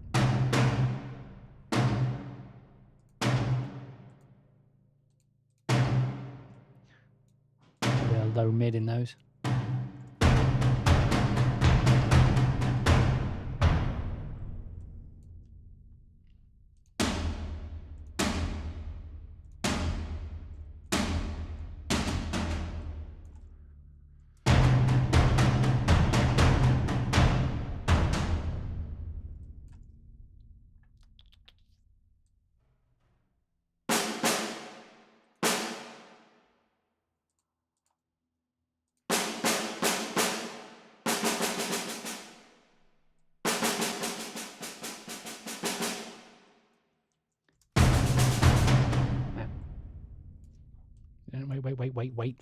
Wait.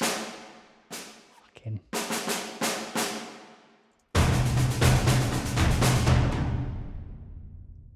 I kind of want it to do that.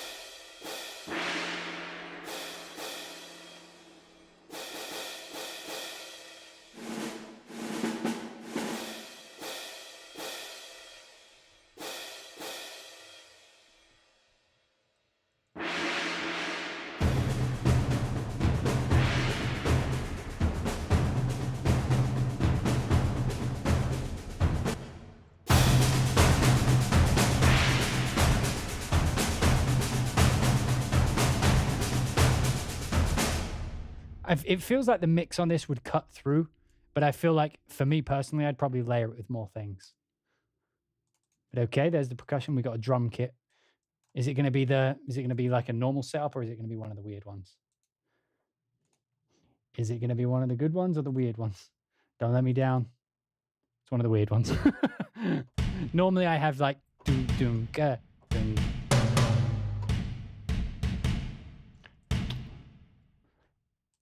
I can live with it.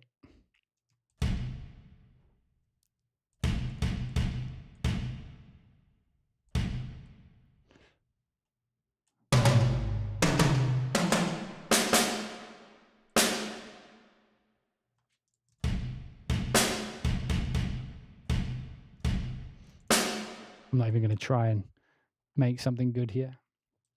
I'll just do the sound so you can actually hear them.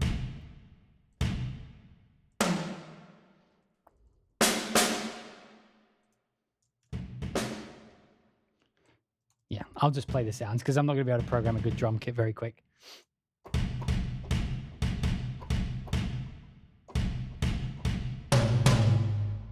See, these toms would have been good with the atonal stuff.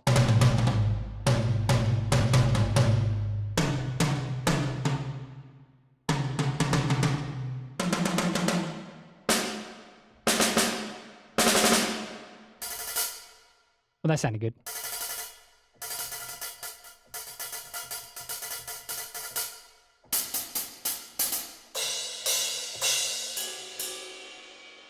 So there's your drum kit sounds. I'm just rushing through because I know that the next one I actually like really want to play with. It's the choir. I do love me some choir. Right, let's get down to our choral section. Let's bring in some choir. Sopranos. Oh, all the way up there.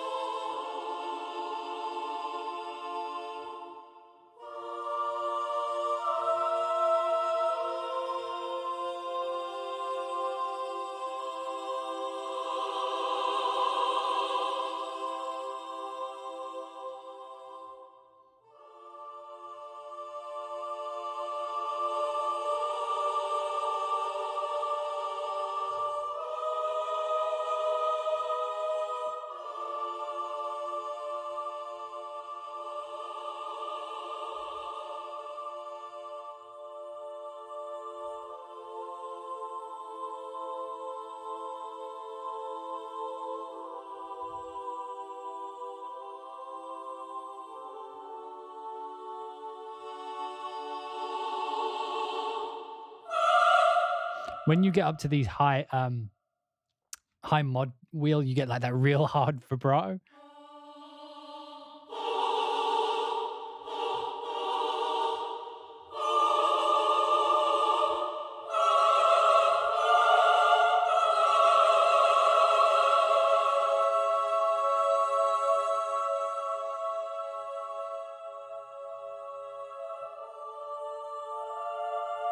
Does this have range? Oh, we do. Let's hear some crazy vocals.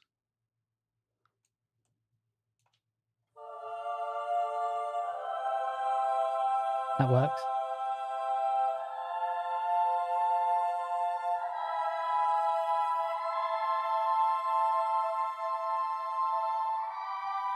Okay, we lost it there. So you can get... I'd say you can get up maybe to that B or C before you lose them. How about low?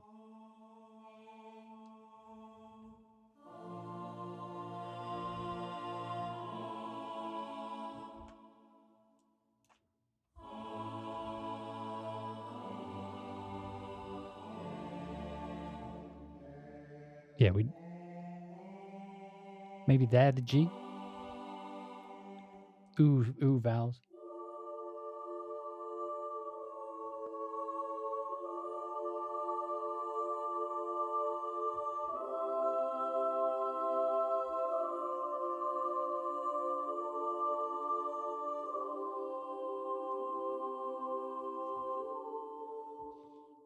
Yeah, and I just need the range so I can play it a bit more. I love that feature. Fuck.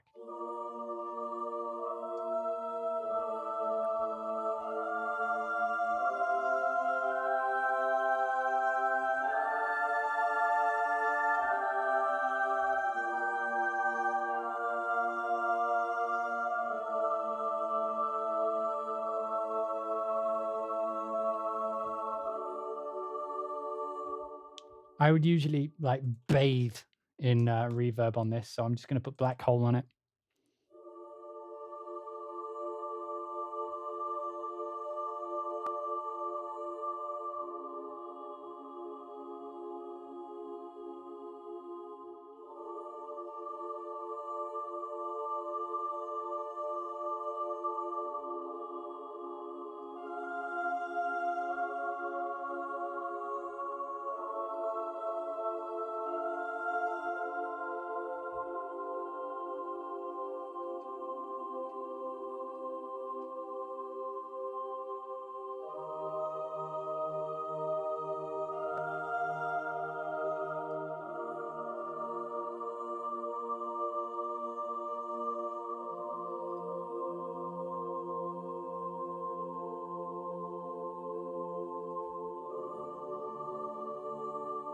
And I went completely out the range multiple times in that, but it sounded okay.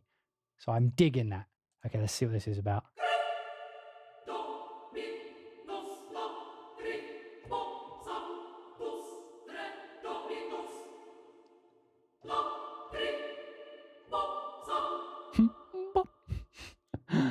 On one of them, she went, bop. I need that extra range.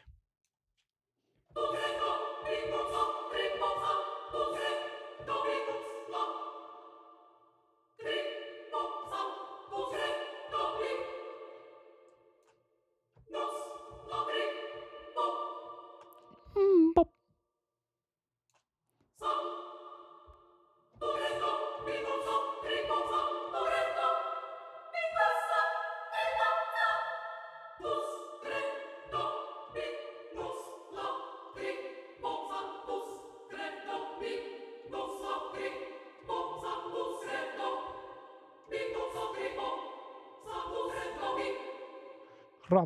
Poppy. It's a little boppy. Credominos lacrimosantus are the syllables. I completely butchered that, but yeah. Okay, so we're in the altos.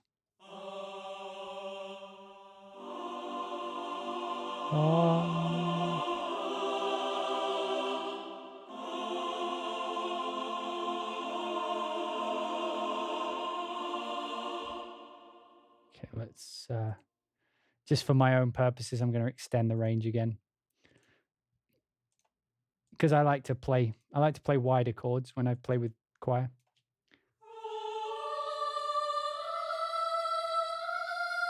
That sounds a bit fake, but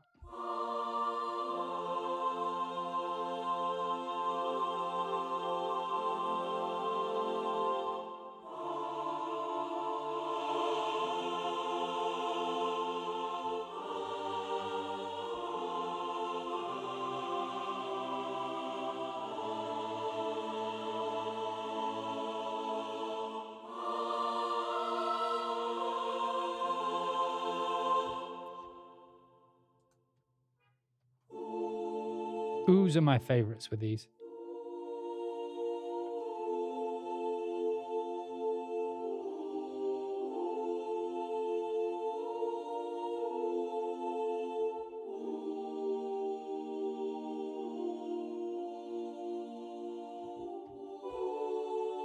Fuck, I slipped off the keys. Don't.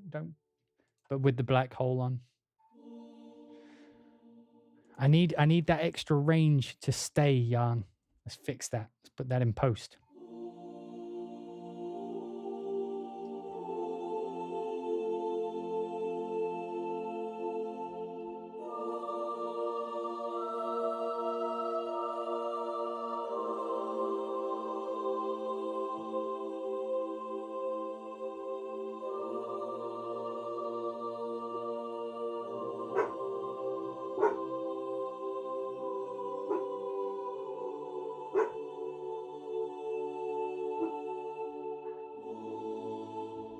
Sounds great with the if any of you guys have got a really big reverb, you just throw it on these oohs and it works perfectly.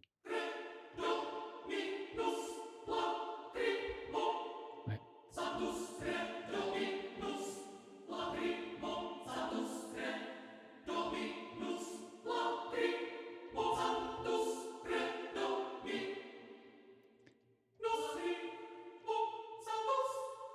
Basotos.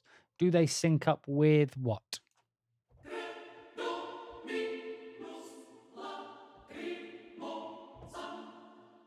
Right, let's move on to the tenors. Them tenors. Oh God, my left leg's gone to sleep.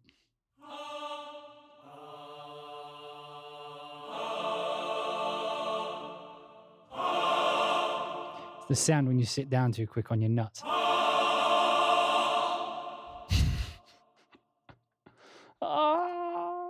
Because that's more in my range, so it's like anyway, I digress.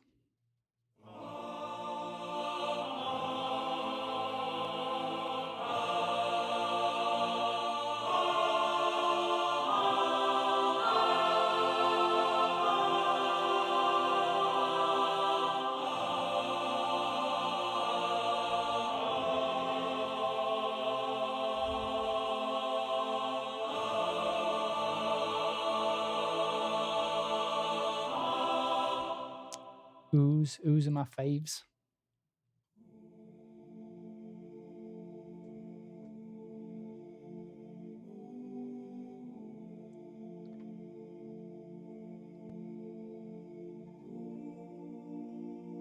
Oh wow, that's like a really nice, just like if you just want like a bit of texture, throwing a bit of black hole on it.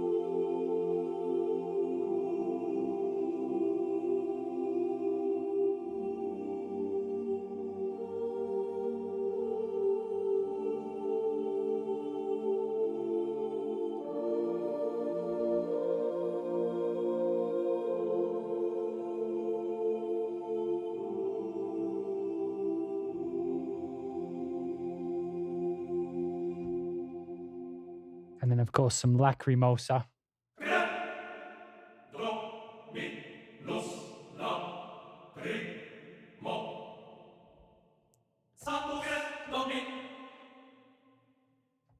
playing too high, am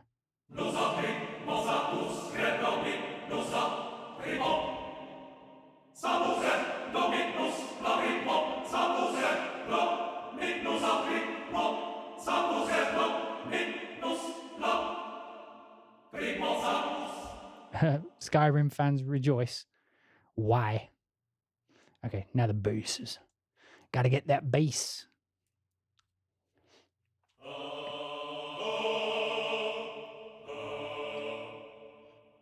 See if we can play some of that stuff down there.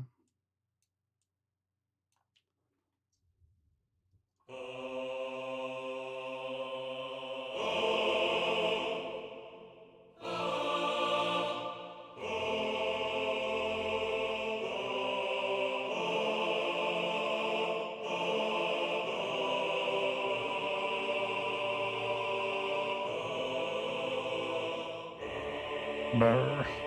That really low brr at the end.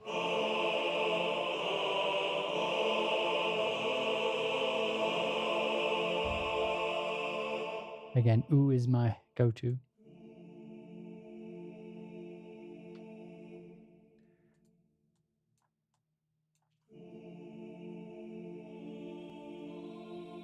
Right, it doesn't go out there, really.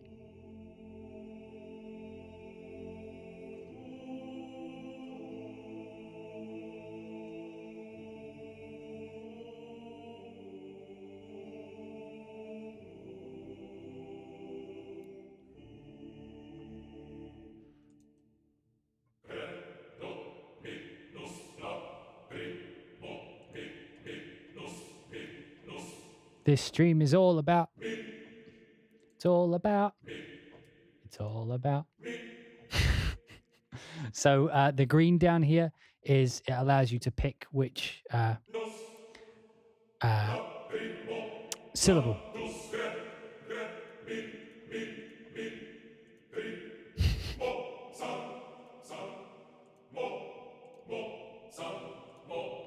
Does it sync up if you put the sections together? Yes. Yes, and you can use the key switch to make sure they all align correctly. So that was the sections. We have pre-orchestrated ones.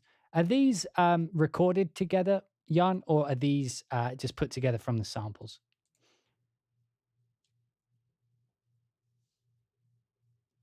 So what we got here, this is the violins and violas.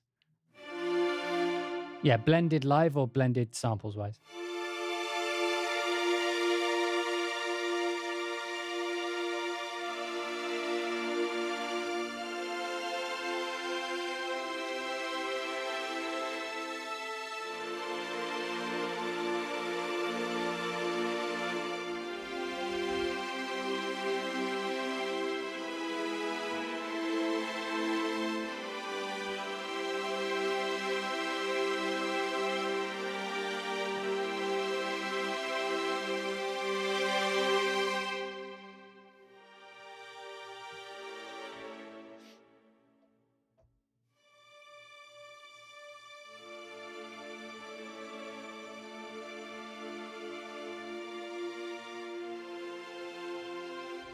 It's a travel size library, and it fucking is. I mean, it's 20 gig footprint. The patches are only using a few hundred meg. You know what I mean? It's pretty much a go-to. Oh wait, I didn't.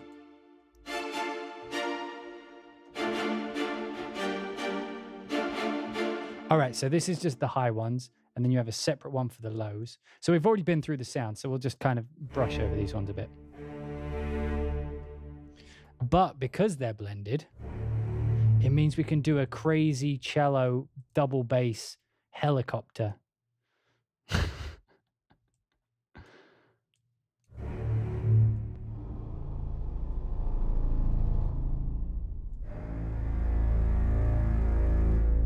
I did Danzo Strife. I did some of the marketing for Battlefield 4. I did the Dragon's Teeth DLC. That's the one I can remember.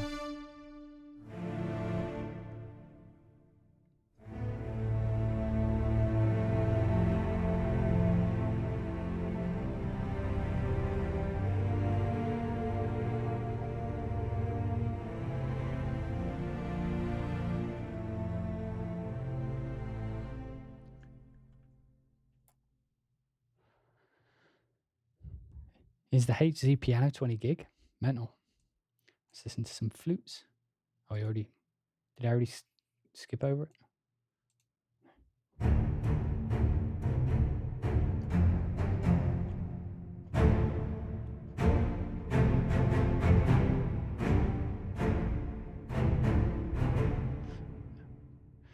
DJ LA, catch me up. You a fan of this library? Fuck yeah. Fuck yeah. All I need to do to tell you if it is, like, it's random. My favorite one's this fucking flute. Jesus.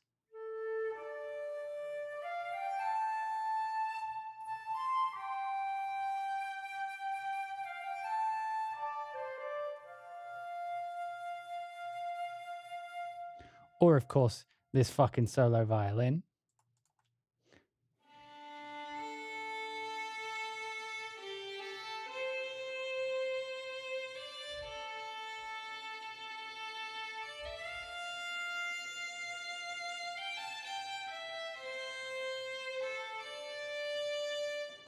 It's got amazing solos. I mean, like, you have to look at what this library is. It's got everything in the orchestra, so it's a great starting point for most people. It's cheaper than the competition in general. It's got soloists, it's got sections, full sections, some that have legato, but they all have like long, short. They have the basics. There's choir, there's woodwinds. Who the fuck includes woodwinds these days? It's got woodwinds. And if you want it, it's got full ensembles.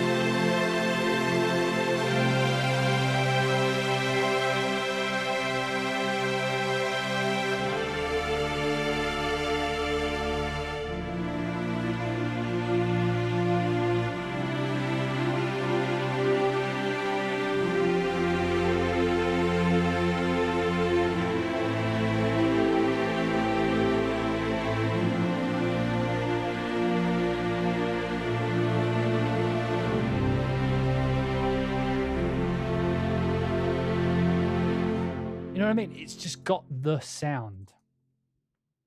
Now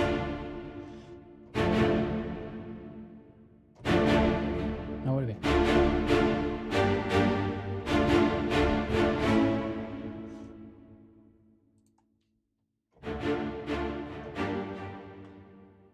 I need my sample start.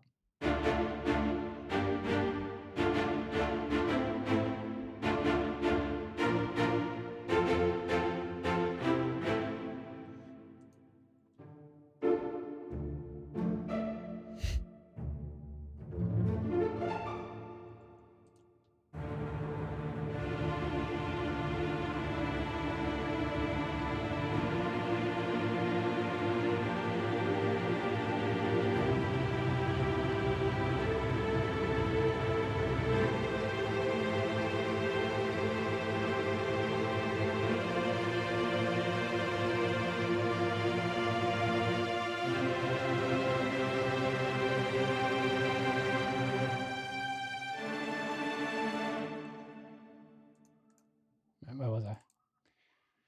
So those ones are doubled up. So full ensemble, we just did the things. So have a listen to the woodwinds all together. I mean, I'm still in the choir section, but I've turned my reverb off, so.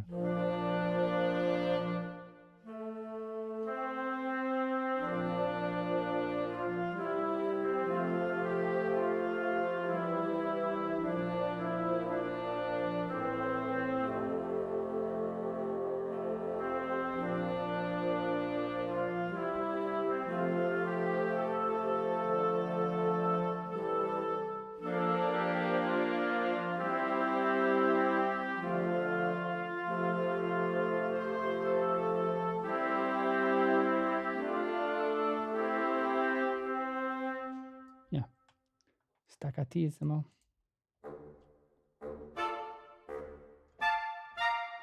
I mean, yeah. How do you show off Woodwinds staccato by themselves?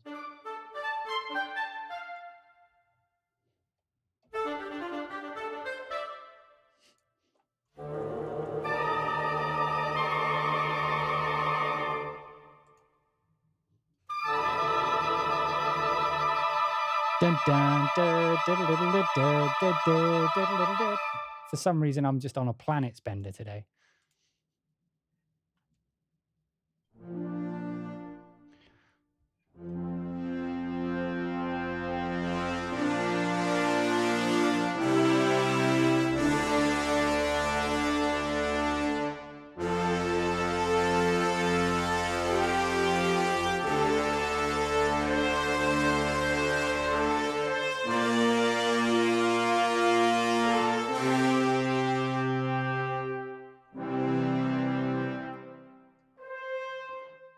Yeah, it's weird. I feel like the brass works better when you do it separately than when it's played together.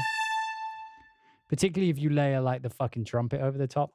I just need to show that trumpet again. Because it gets a bit buzzy when it's played as an ensemble, but...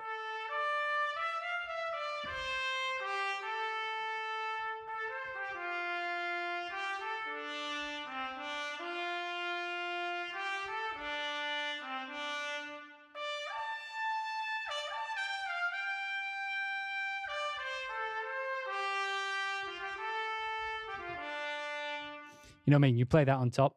So I probably wouldn't use the full ensembles on this because I feel like it works better as individual instruments, if that makes sense.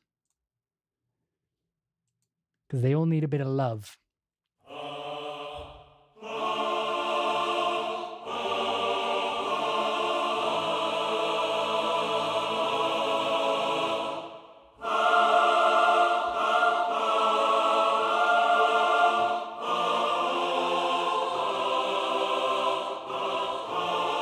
And so someone said that they were choking in there. Someone was asking if the staccatissimo phrases go together. Well, there is an ensemble.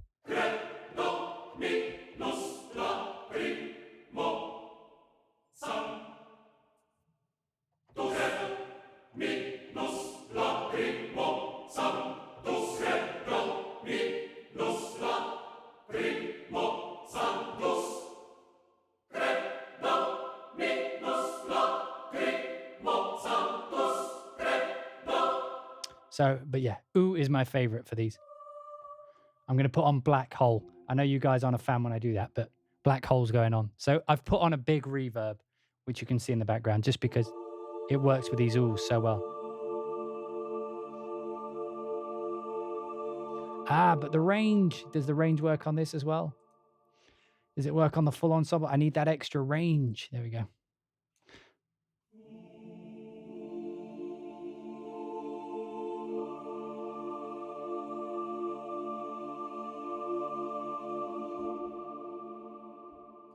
Oh, the range doesn't work on the ensemble. Why have you forsaken me, Yarn? Everybody in the chat just Yarn.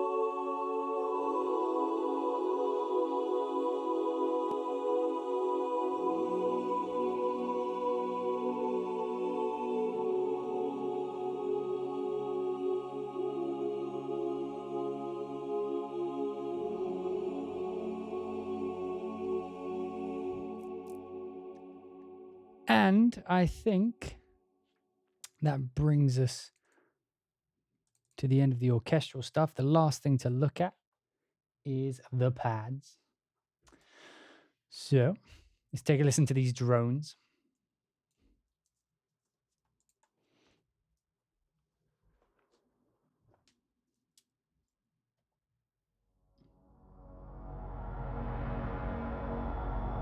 Oh, there's no mod wheel control. Yarn!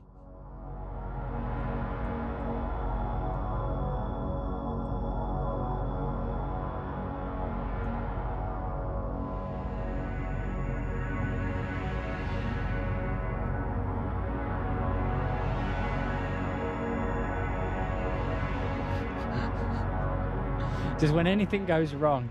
Yarn! Damn it, yarn! Wait, what's this? Yeah, you forgot. There we go.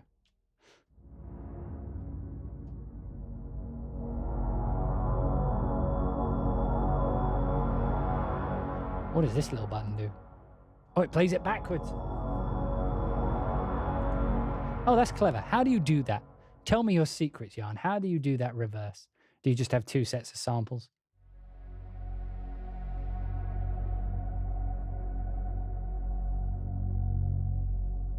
Can we?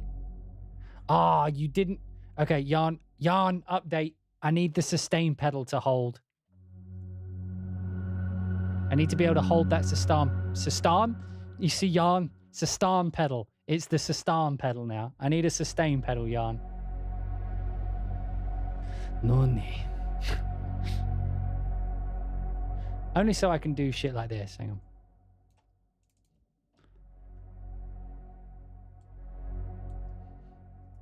Sustain pedal. So that I can hold the thing like that.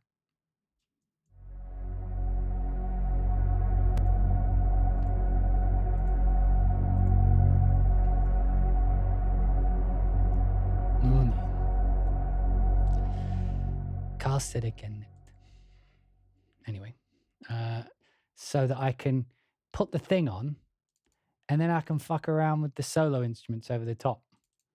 Let's put some black hole on those bad boys. Whatever. I put the flute in the strings because logic.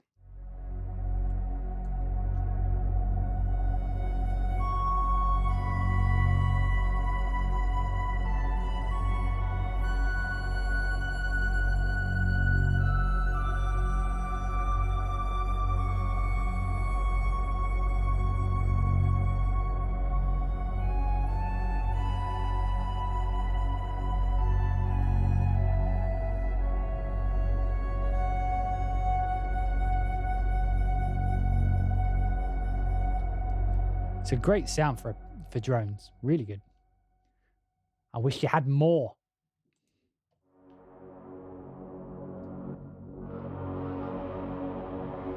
Give me more. Okay, go on, and we'll go with that. But this time, we'll have... This is just like how I like coming up with ideas. We'll put a French horn, maybe? No, the trumpet. Yes.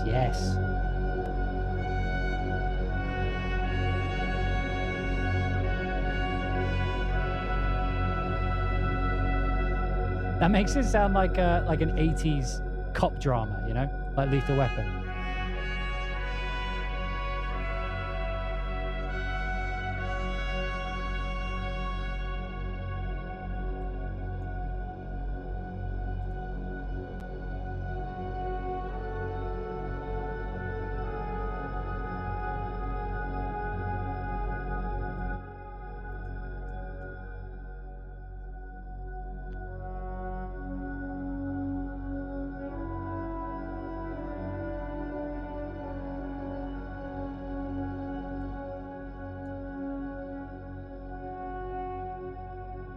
I need that range. Damn it, Yard. Where's my range?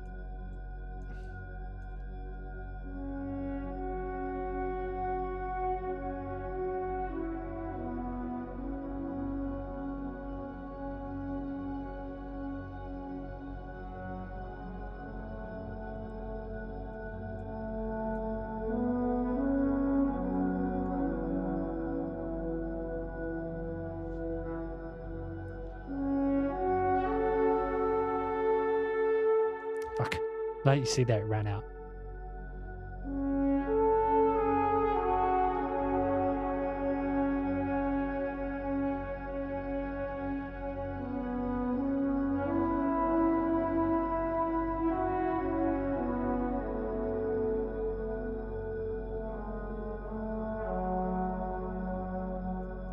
Violin, give me the violin before it runs out.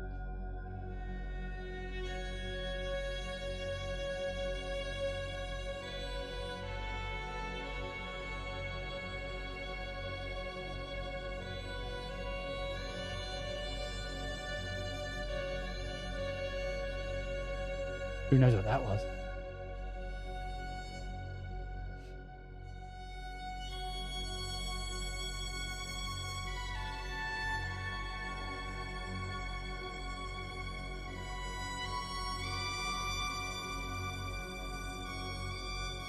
Well, that would be a cello, wouldn't it?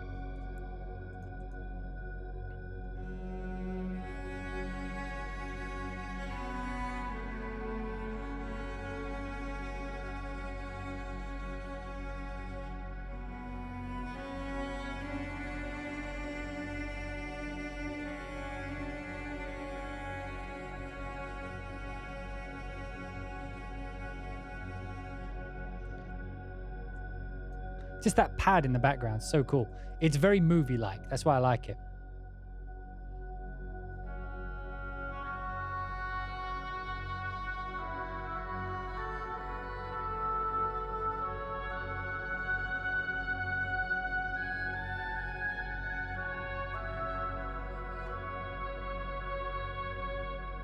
Anyway. Back to the drones. I get carried away when I do that. Right, Fifth Element that was.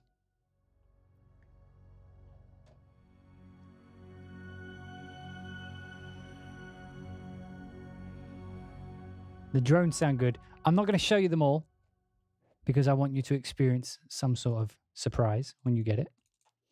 But we had one more thing to show, and that was pads. Oh God. My arse has gone to sleep. I can't feel my ass cheek. Yawn.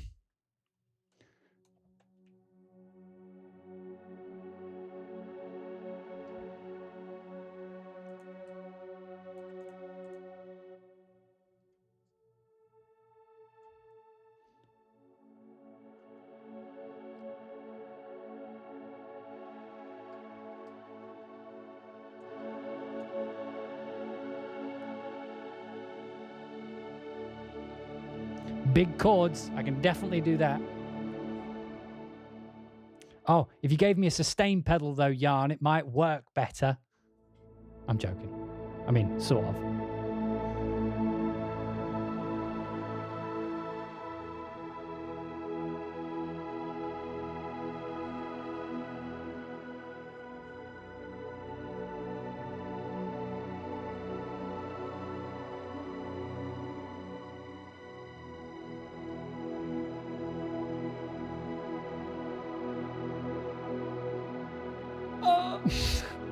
That's 10 keys. Your fingers aren't supposed to reach that far. Oh, that hurt.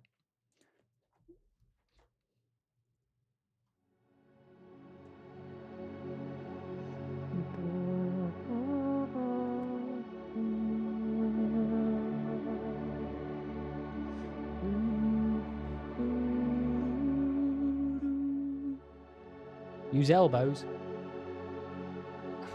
Wait. If I do that, okay, pedal tone. But then my arm is restricted by the length of my actual arm, so worked in concept, but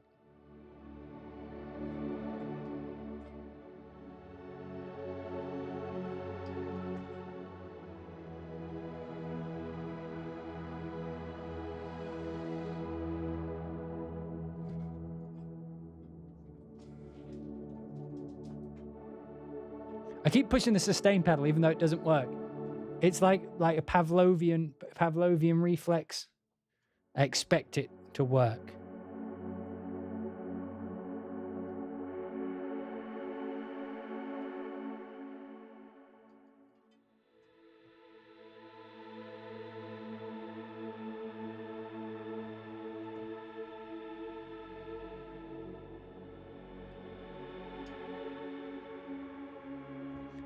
feel like I need...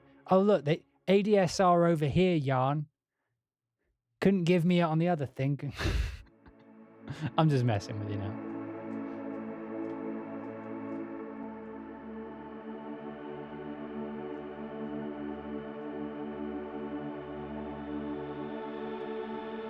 Oh. Okay, let's see what... Is that wide enough for you, Yarn? That's the full range. My fingers are about to explode.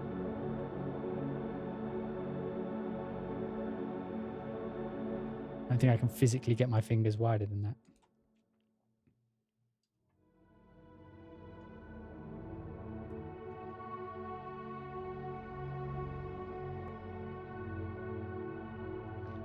Let's do the stereo spread as well.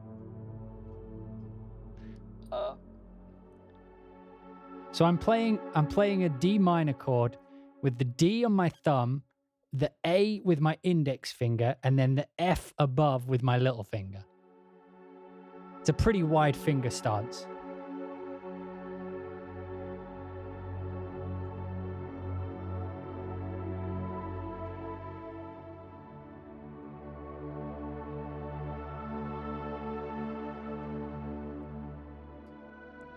That's standard? What kind of creatures are playing piano? Jesus.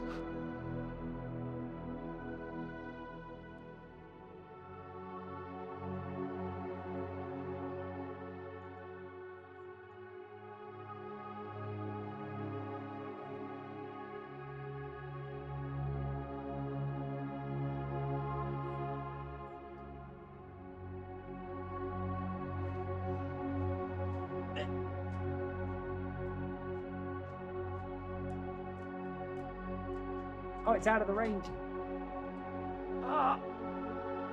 Oh, it hurts.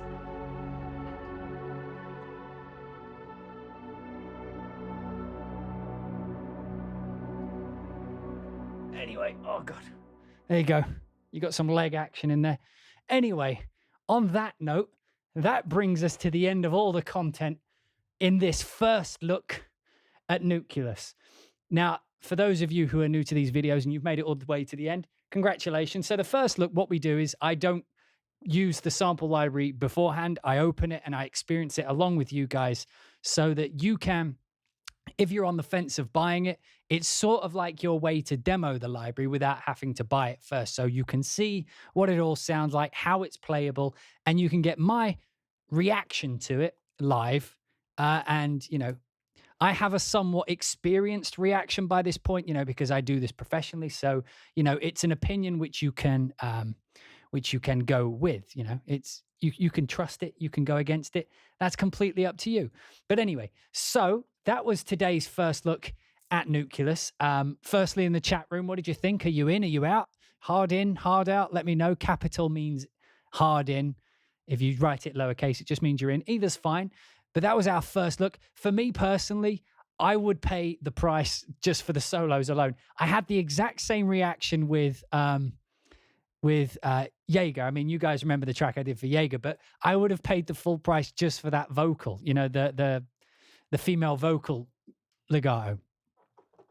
And yeah, the solo patches in this are fucking incredible. I wasn't expecting it because usually when you get these orchestral things, you feel lucky if you just get the sections, you know, because usually these kinds of things, like if you think like Spitfire's Albion, they come as ensemble patches and you don't really get much in the way of individual sections broken up. This is most certainly aimed at newer. I'm gonna go webcam. Here we go. It's almost certainly aimed at newer composers, you know, people who need an orchestral library that covers everything.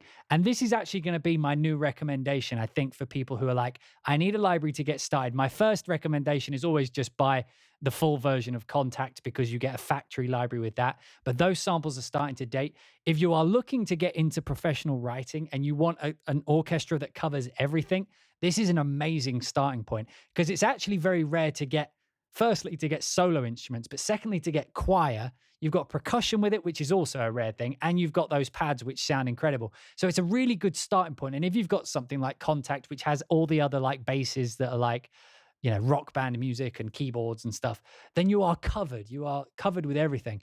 The price of it is at the minute, I believe it's Jan will write it in the chat room. The price while it's on sale currently, Jan will put down in the chat room here in a second, I imagine. And then the full price after that, it will go up somewhat. There you go, $399 for the sale price. And then what is it after the sale, Jan? And it will be $449. And that sounds like a lot of money, but when you consider how much content is actually in the library, that is a bargain. Imagine trying to record an entire orchestra for $500. That wouldn't even cover the cost of like their lunch break. So, I mean, you are getting a huge saving there.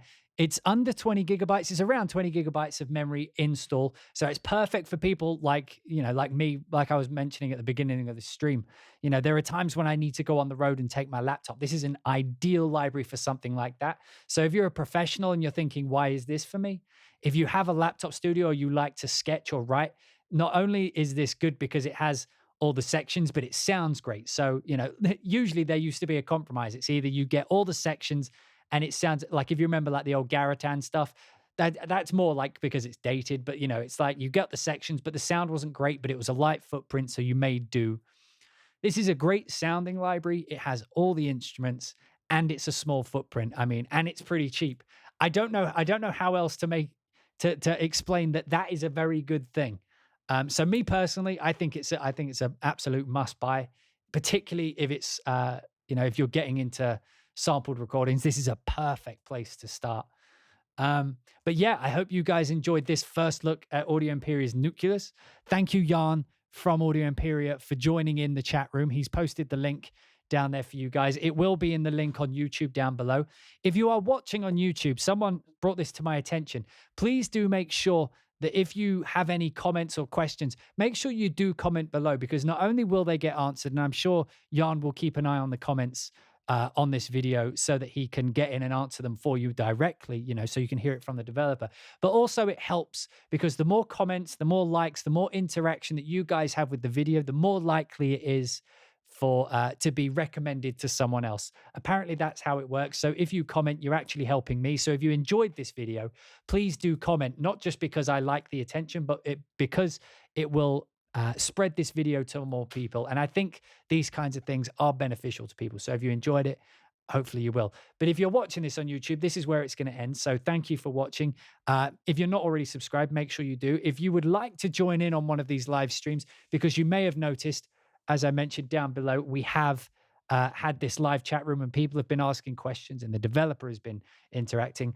You can find me on twitch.tv/hybrid2. Again, the link will be in the description down below. Make sure you come over and follow, and then you can come ask your questions in the next one. If you're watching on the live stream, stick around because we will be having the after show conversation after this. But if you're watching on YouTube, this is where it's going to end. So thank you so much for watching, and I will see you in the next one.